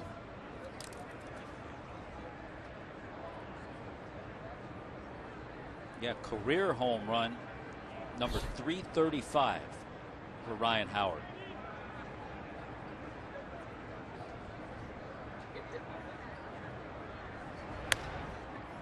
That one's going to find right field. And D. Gordon is aboard. His 2nd hit of the night. He just keeps hitting at the top of Miami's lineup. T-Mobile game changer. And that's D. Gordon. Leadoff hitters. Where does he rank? Well, in batting average, 2nd. Hits first. Runs. He'd probably have a few more if the Marlins were swinging him. You know, D came into this game with 21 hits. He has 23 now, but 21 hits through the first 13 games. The only Marlin that ever had more through the first 13 games was Mike Lowell at 22.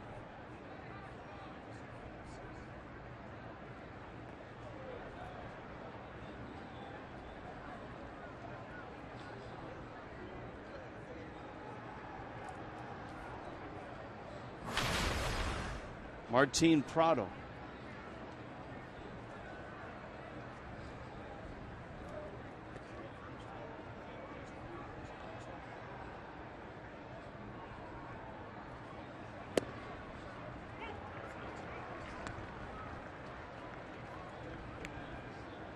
Prado walked back in the 5th.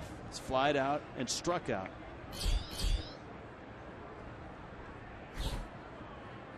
Stanton on deck. He's homered and singled. And Gordon certainly a threat to run. Swiped a bag back in the 5th. Got 7 on the year. He was picked off back in the 3rd. Well, thinking steal attempt there, the Phillies pitched out. Brett Butler down at 3rd.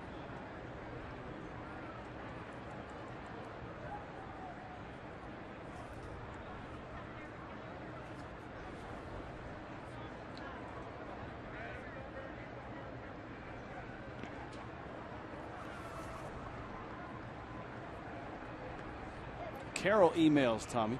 When are the Marlins going to get out of those drab gray uniforms? Get out the red, orange, or black? Yeah, it's kind of a personal thing. There are a lot of people that like the traditional look. Here's the 1-1. But we read all opinions on emails and tweets. We don't avoid it. You and I have tried to spruce it up in the booth. We are not quite at the level of Eric and Tony, though, who... Yeah, but I think they have a closed deal. Oh, well, that explains it. Yeah. We're open for suggestions. Gordon bluffs. He may not have gotten the jump that he wanted. A lot of times you'll see the really good base stealers start, and if they don't get the jump they're looking for, they'll pull the chute and abort the mission and scamper back to first. Counts 1-2. Will the Phillies pitch out again? I don't think they want to go 2-2.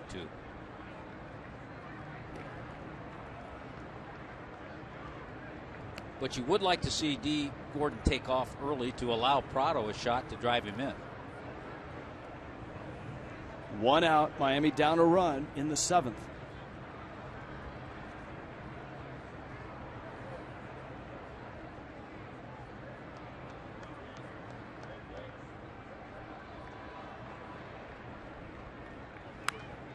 Prado fouls it back and out of play. In the East, you've got 2 teams in the basement here. The Marlins right now in last place. The Phillies just a game in front of them. The Mets are winning tonight 5-1 in the 7th over Atlanta in New York. And Washington a 1-0 lead over the Cardinals in the 6th.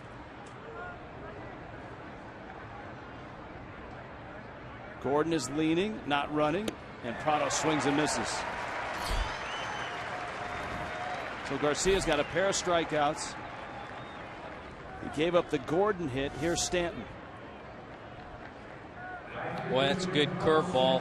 Good tight spin. And you saw the movement fooling Martin Prado, who you don't fool all that often.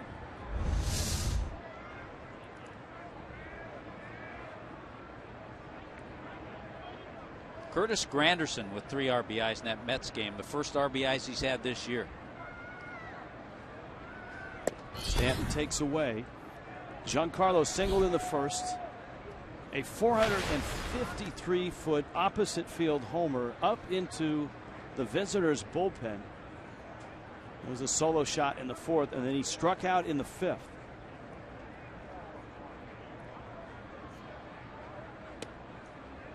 That kind of backed up on Garcia, and it's 2-0. That was that same pitch. A curveball kind of backed up the other way. It's either a curve or a slider, kind of in between. It's maybe not a hard slider, and it's not quite a 79-mile-an-hour soft curve.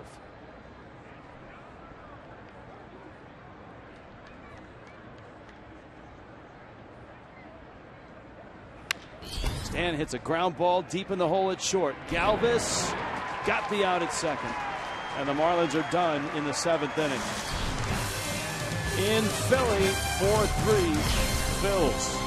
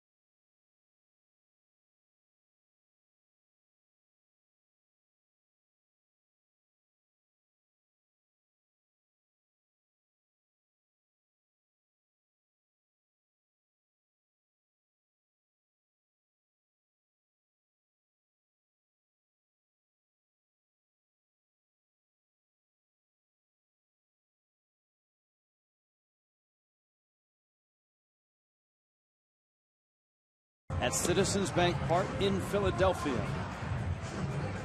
Tomorrow night, game 2 of the 3-game set. And soon, a small car will drive on and bring us the Chevron starters. Just like that. Jared Cozart for Miami. Cole Hamels for the Phillies. See, Hamels 0-2 start with an ERA at 5.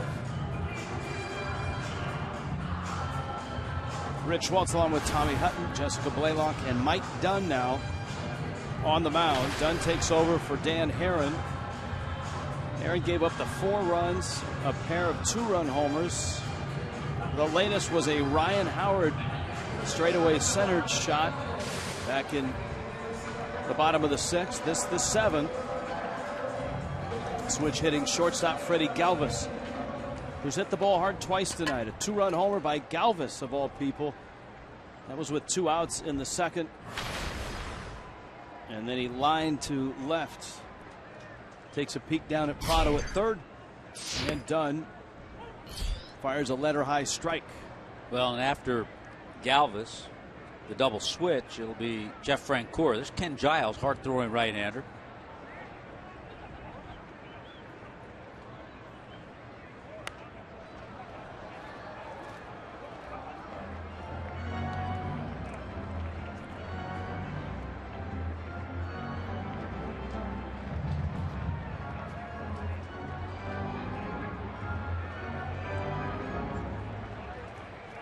Well, the one thing the Phillies have going for them, that one drilled foul.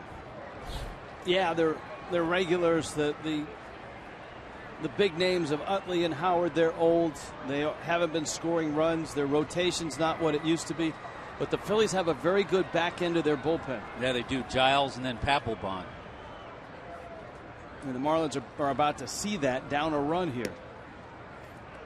Rich, here's a question on a tweet that I know you have the answer. I know it's early, but do you have a date for the fantasy auction this year? June 3rd against the Cubs. Ooh, that'll be a wild night. This will be a fun night. We should have pledge packs in late May as well. That one is fouled off.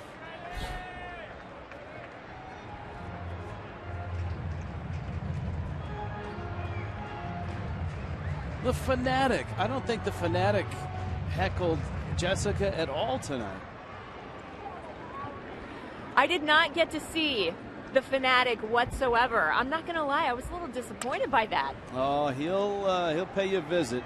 Just you wait, Missy. I'm ready for it. I am ready. Yeah, he is. He's been under control. I was really actually disappointed.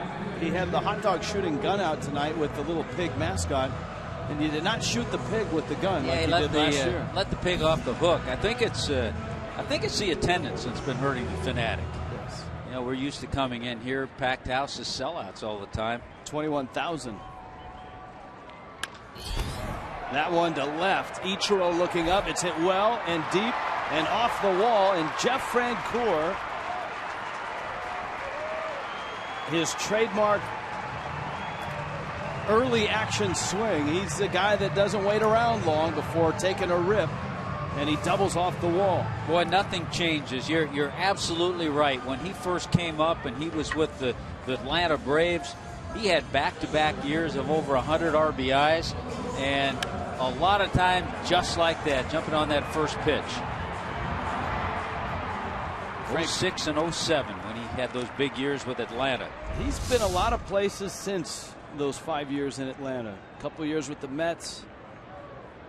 Had 15 games with Texas. Parts of 3 years with Kansas City. A few games with the Giants.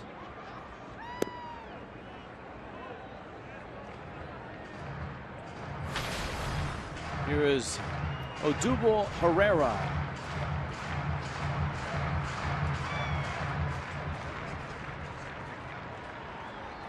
In fact, last year, Jeff Francoeur was a Chihuahua.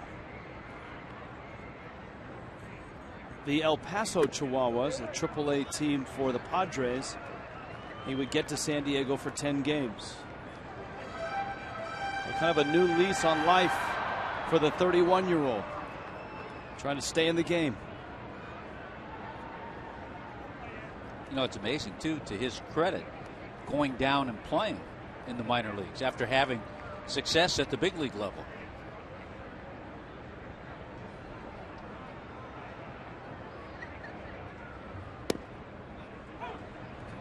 And a strike to Herrera. In the leadoff spot, Herrera's been held in check. He's 0 for 3.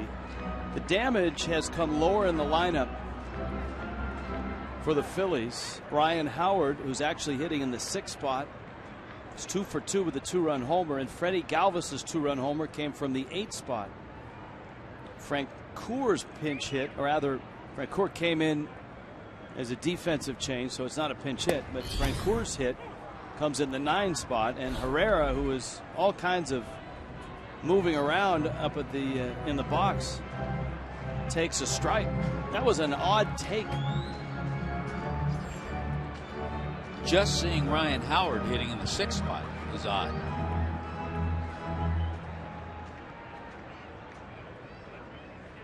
Top 4 in the Phillies lineup, 0 for 10 in the ballgame.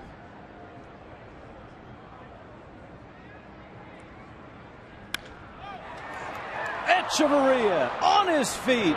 Oh, and Morse can't pick it. On his way to third is Francoeur, and he gets there. Danny Echeverria, an unbelievable stop. And Morse, it's not an easy pick, and it popped out of his glove. Boy, what a great effort by Echeverria. He knew he had to get rid of it quickly, too, because of Herrera's speed. There's the extension. The throw, an in-between hop. That's a do-or-die play if you're Michael Morse or any first baseman. He doesn't come up with it. And alertly, because the ball trickled away from him far enough, the veteran, Jeff Francoeur, alertly went over to third base.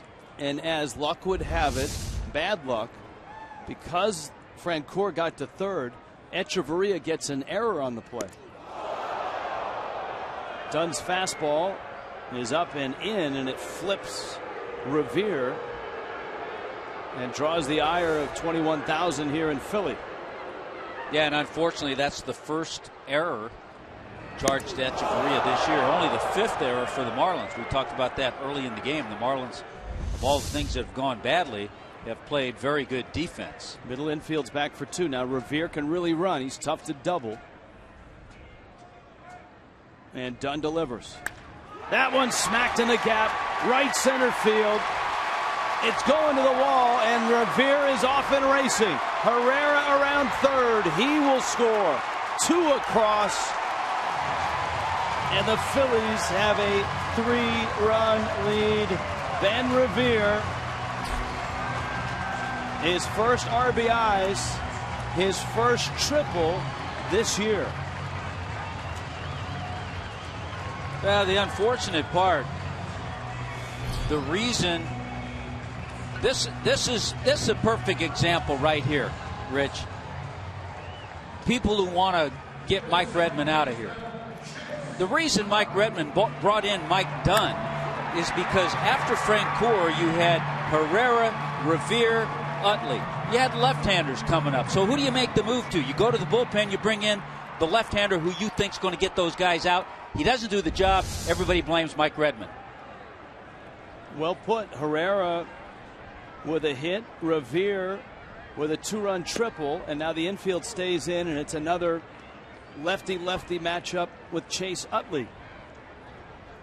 Nick Massett, who just joined the ball club, called up from AAA New Orleans.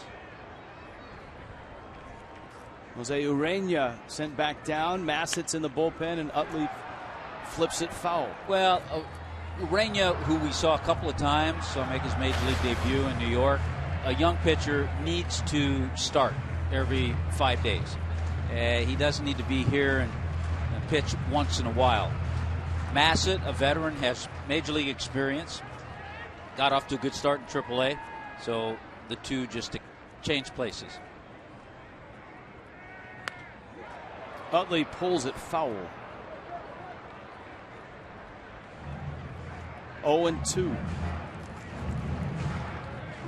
Well, as we mentioned, if you want to find a strength on this Phillies team, it's the back of the bullpen. And right now, that back of the bullpen is warmed up, ready to come in. The Phillies have stretched the lead to 6-3.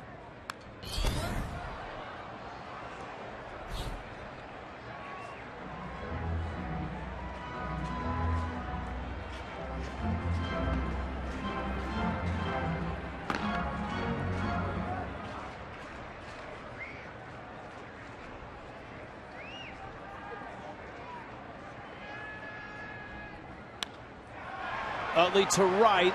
Stanton over. Makes the catch. Tagging is Revere. He can fly. He will score. And it's 7-3 Phillies.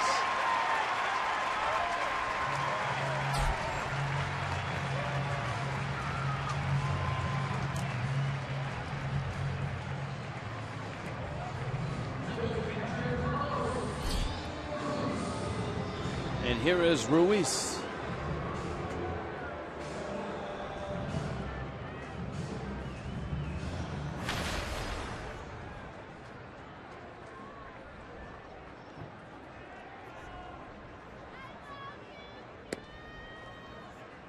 Mike Dunn misses up. Well, the inning started with Freddie Galvis bouncing out. It was a Jeff Francoeur double off the wall in left field that started things. Herrera's screaming one hopper in the hole. Echeverria made a terrific play, but his throw short hopped Morse. And the Marlins didn't get that out. And then the inning continued to deteriorate. Ichiro is under it, and he makes the catch. And the Phillies add 3 big runs in the bottom of the 7th and lead it by 4.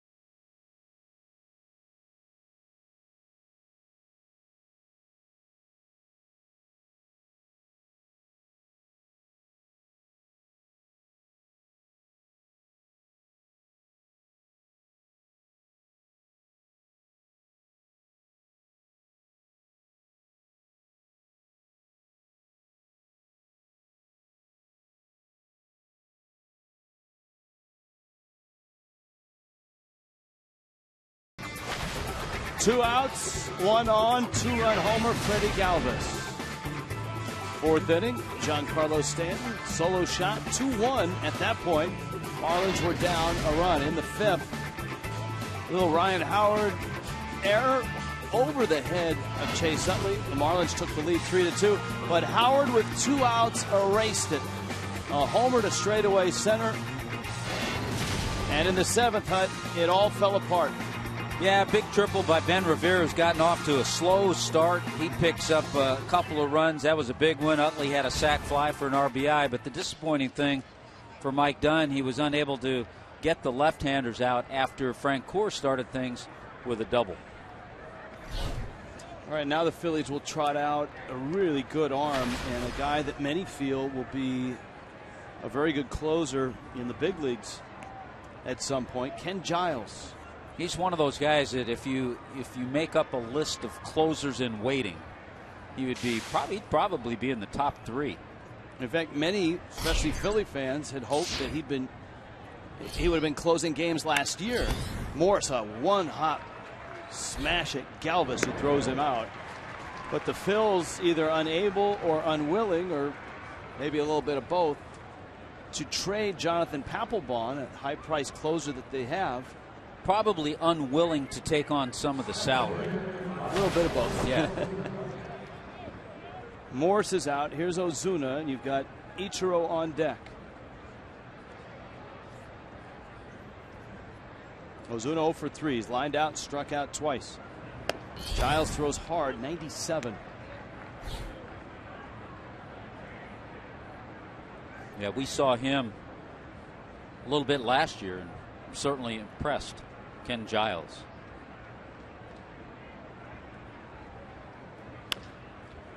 Bouncer, it's fair. And down the line it goes, and a fan captures it. And it's going to be a double. And the fan said, hey, look, who, me?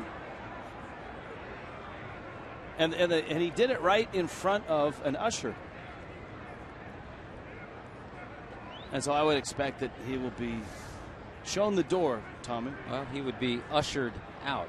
Yeah, see, watch this. This is brazen fan interference. I mean, when you do it right in front of the usher and the ball girl, look at the usher. He's like, you know, it's like the guy said, hey, it's the 8th inning. I'm getting ready to leave anyway.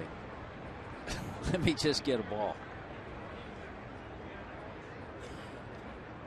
So Ozuna's got a double. Miami trying to climb out of this 7-3 hole. And here is Ichiro now, who's hit it hard 3 times tonight.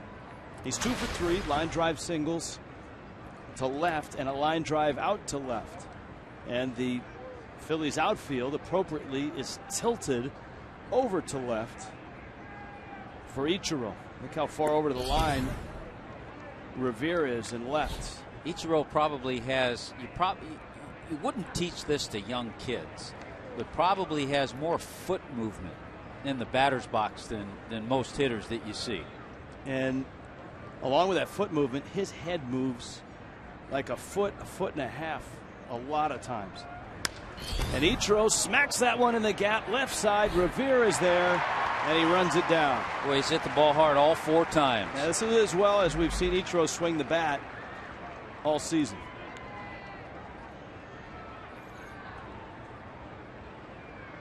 So there are 2 outs, and here is Real Muto. Real Muto is 1 for 3.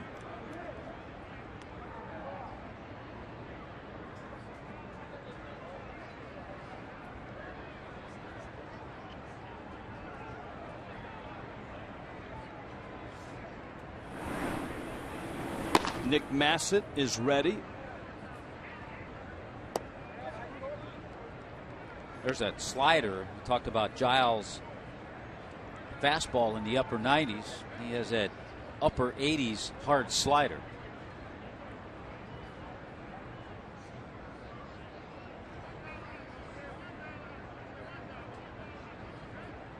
"1-0, and it's up.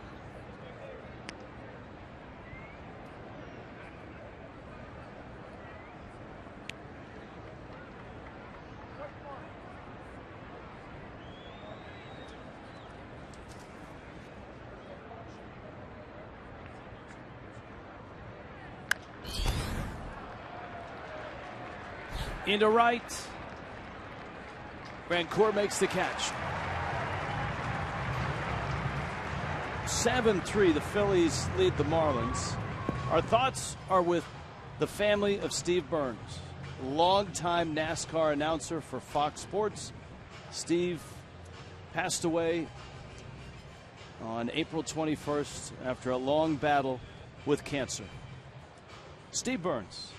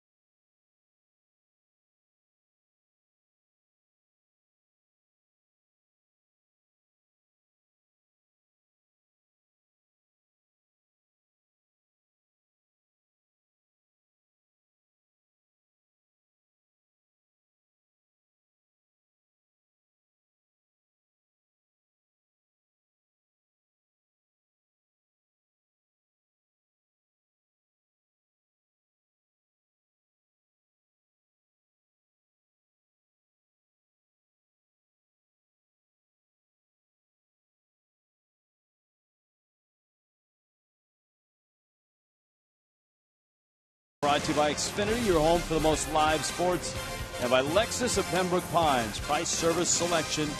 You're going to love us.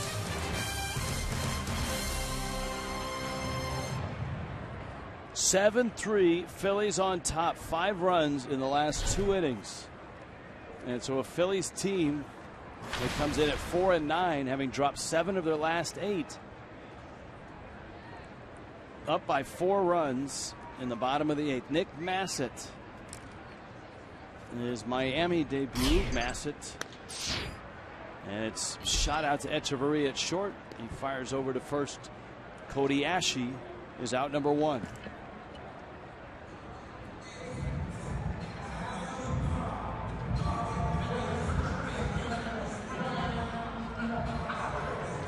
MLB.TV Premium, number 1 live streaming sports service, celebrating 13 years. Every out-of-market regular season game live or on demand in true HD.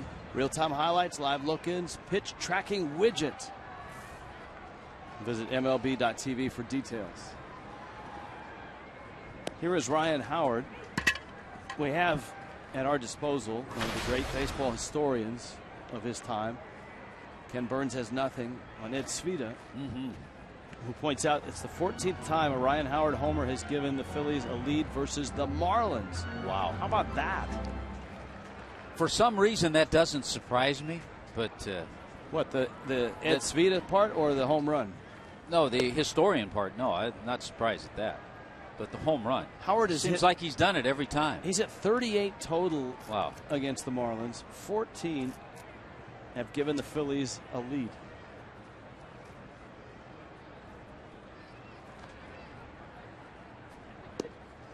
Some good pitching. Nick Massett's kind of regained his fastball. I remember a conversation I had with him in spring training. He had some shoulder issues, surgery eventually. 2012, 2013 were kind of a wash. Prior to that, he'd had some success with the Cincinnati Reds. And the key is that the life and the movement is back on that fastball, which when he throws that fastball, it generally has some good sink. So Howard strikes out. Darren Ruff in the 7 spot. This is the pitcher spot in the order after the double switch with Jeff Francoeur.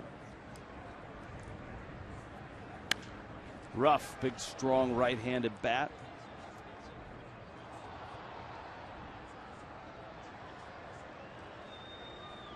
Massett got to the big leagues first in 2006, Pinellas Park, Florida. St. Petersburg College, Ranger draft pick. Massett 32. Texas Ranger in 06. Pitched for the White Sox in 07. And then, as Tommy noted, a nice run with the Reds until the injury in 2012. Stanton comes in and makes the catch. The Marlins are down 4 and down to their last 3 outs. And here comes Papelbon.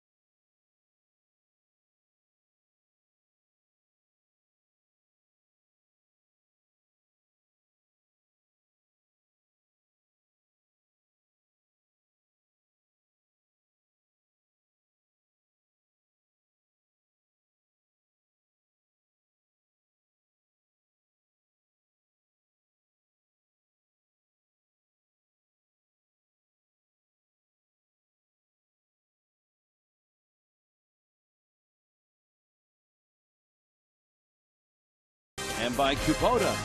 For more information or find a participating dealer, go to FloridaKubotaDealers.com. Well, the Liberty Bell all lit up. Citizens Bank Park. For the Marlins in their history, this has not been a kind place, even though Mike Lowell had that big night to start things back in 2004. Jonathan Papelbon comes in, and for Papelbon, not a save opportunity, but it's his 6th appearance. He'll try to finish this game. You know, the Marlins just haven't played the Phillies well. You have to go back to 2008. The last time the Marlins had a record of over 500 against the Phillies. Since that time, the Marlins have gone 44-66 against Philadelphia.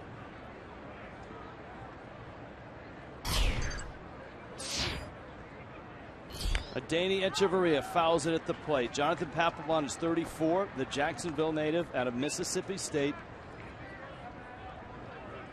A 5-time All-Star and a high-priced closer, earning $13 million a year.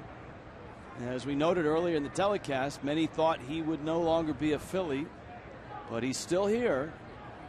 And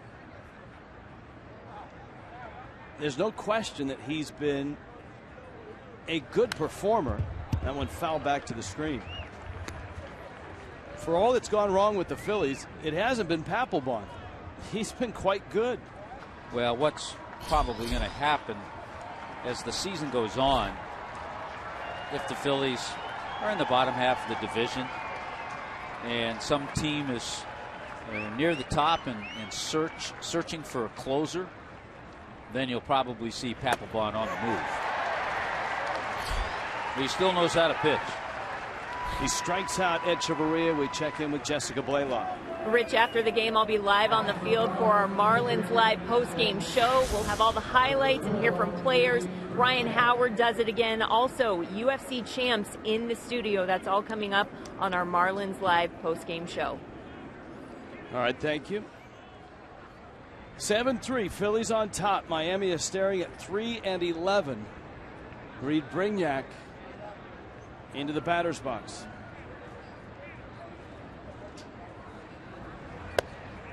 And Brignac takes a strike. Guy who spent a little time with the Phillies last year. 37 games. Spent some time in AAA with Philadelphia, but 37 games here in Philly.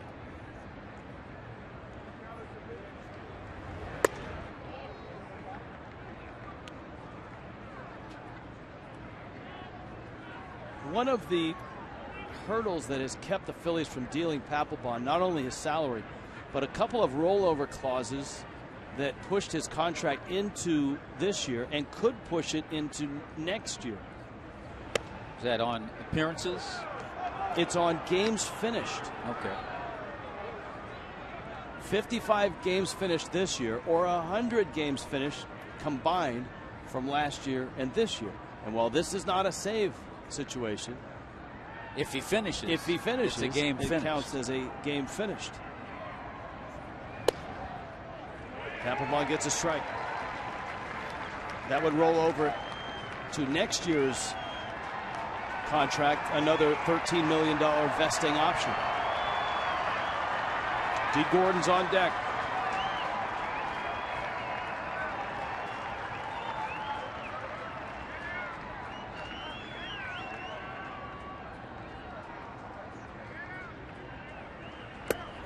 And he got him. Jonathan Papelbon has struck out both men he's faced here in the ninth, Echeverria and Brignac. Marlins Mardi Gras night and Fireworks Friday on April 24th at 7:10. Marlins and Nationals dress up. Purchase the Mardi Gras night package for just $25 at marlins.com/special events. Get a game ticket, giveaway, enjoy all the Mardi Gras festivities, and enjoy a fireworks show after the game.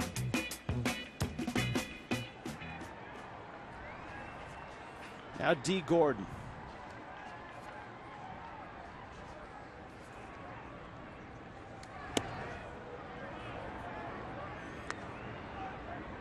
Papelbon misses in with a fastball. Boy, right now it just it gets to that point of frustration.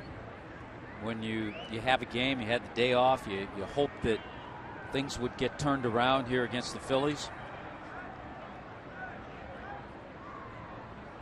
The bottom line, it all comes down to execution on the field. And a couple of big home runs, a couple of 2-run homers.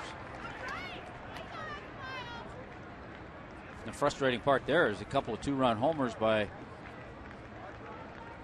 guys who had not homered this year. Freddie Galvis and Ryan Howard.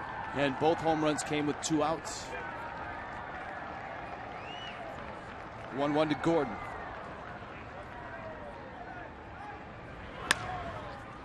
Bouncer to short. Galvis to first.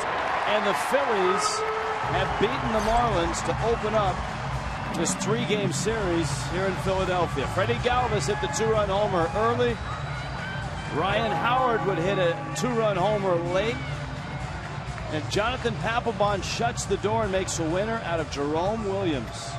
And for Miami, the Marlins are staring at 3-11. They have lost their 5th straight on this road trip. We will wrap it up from Philly. 7-3 the final.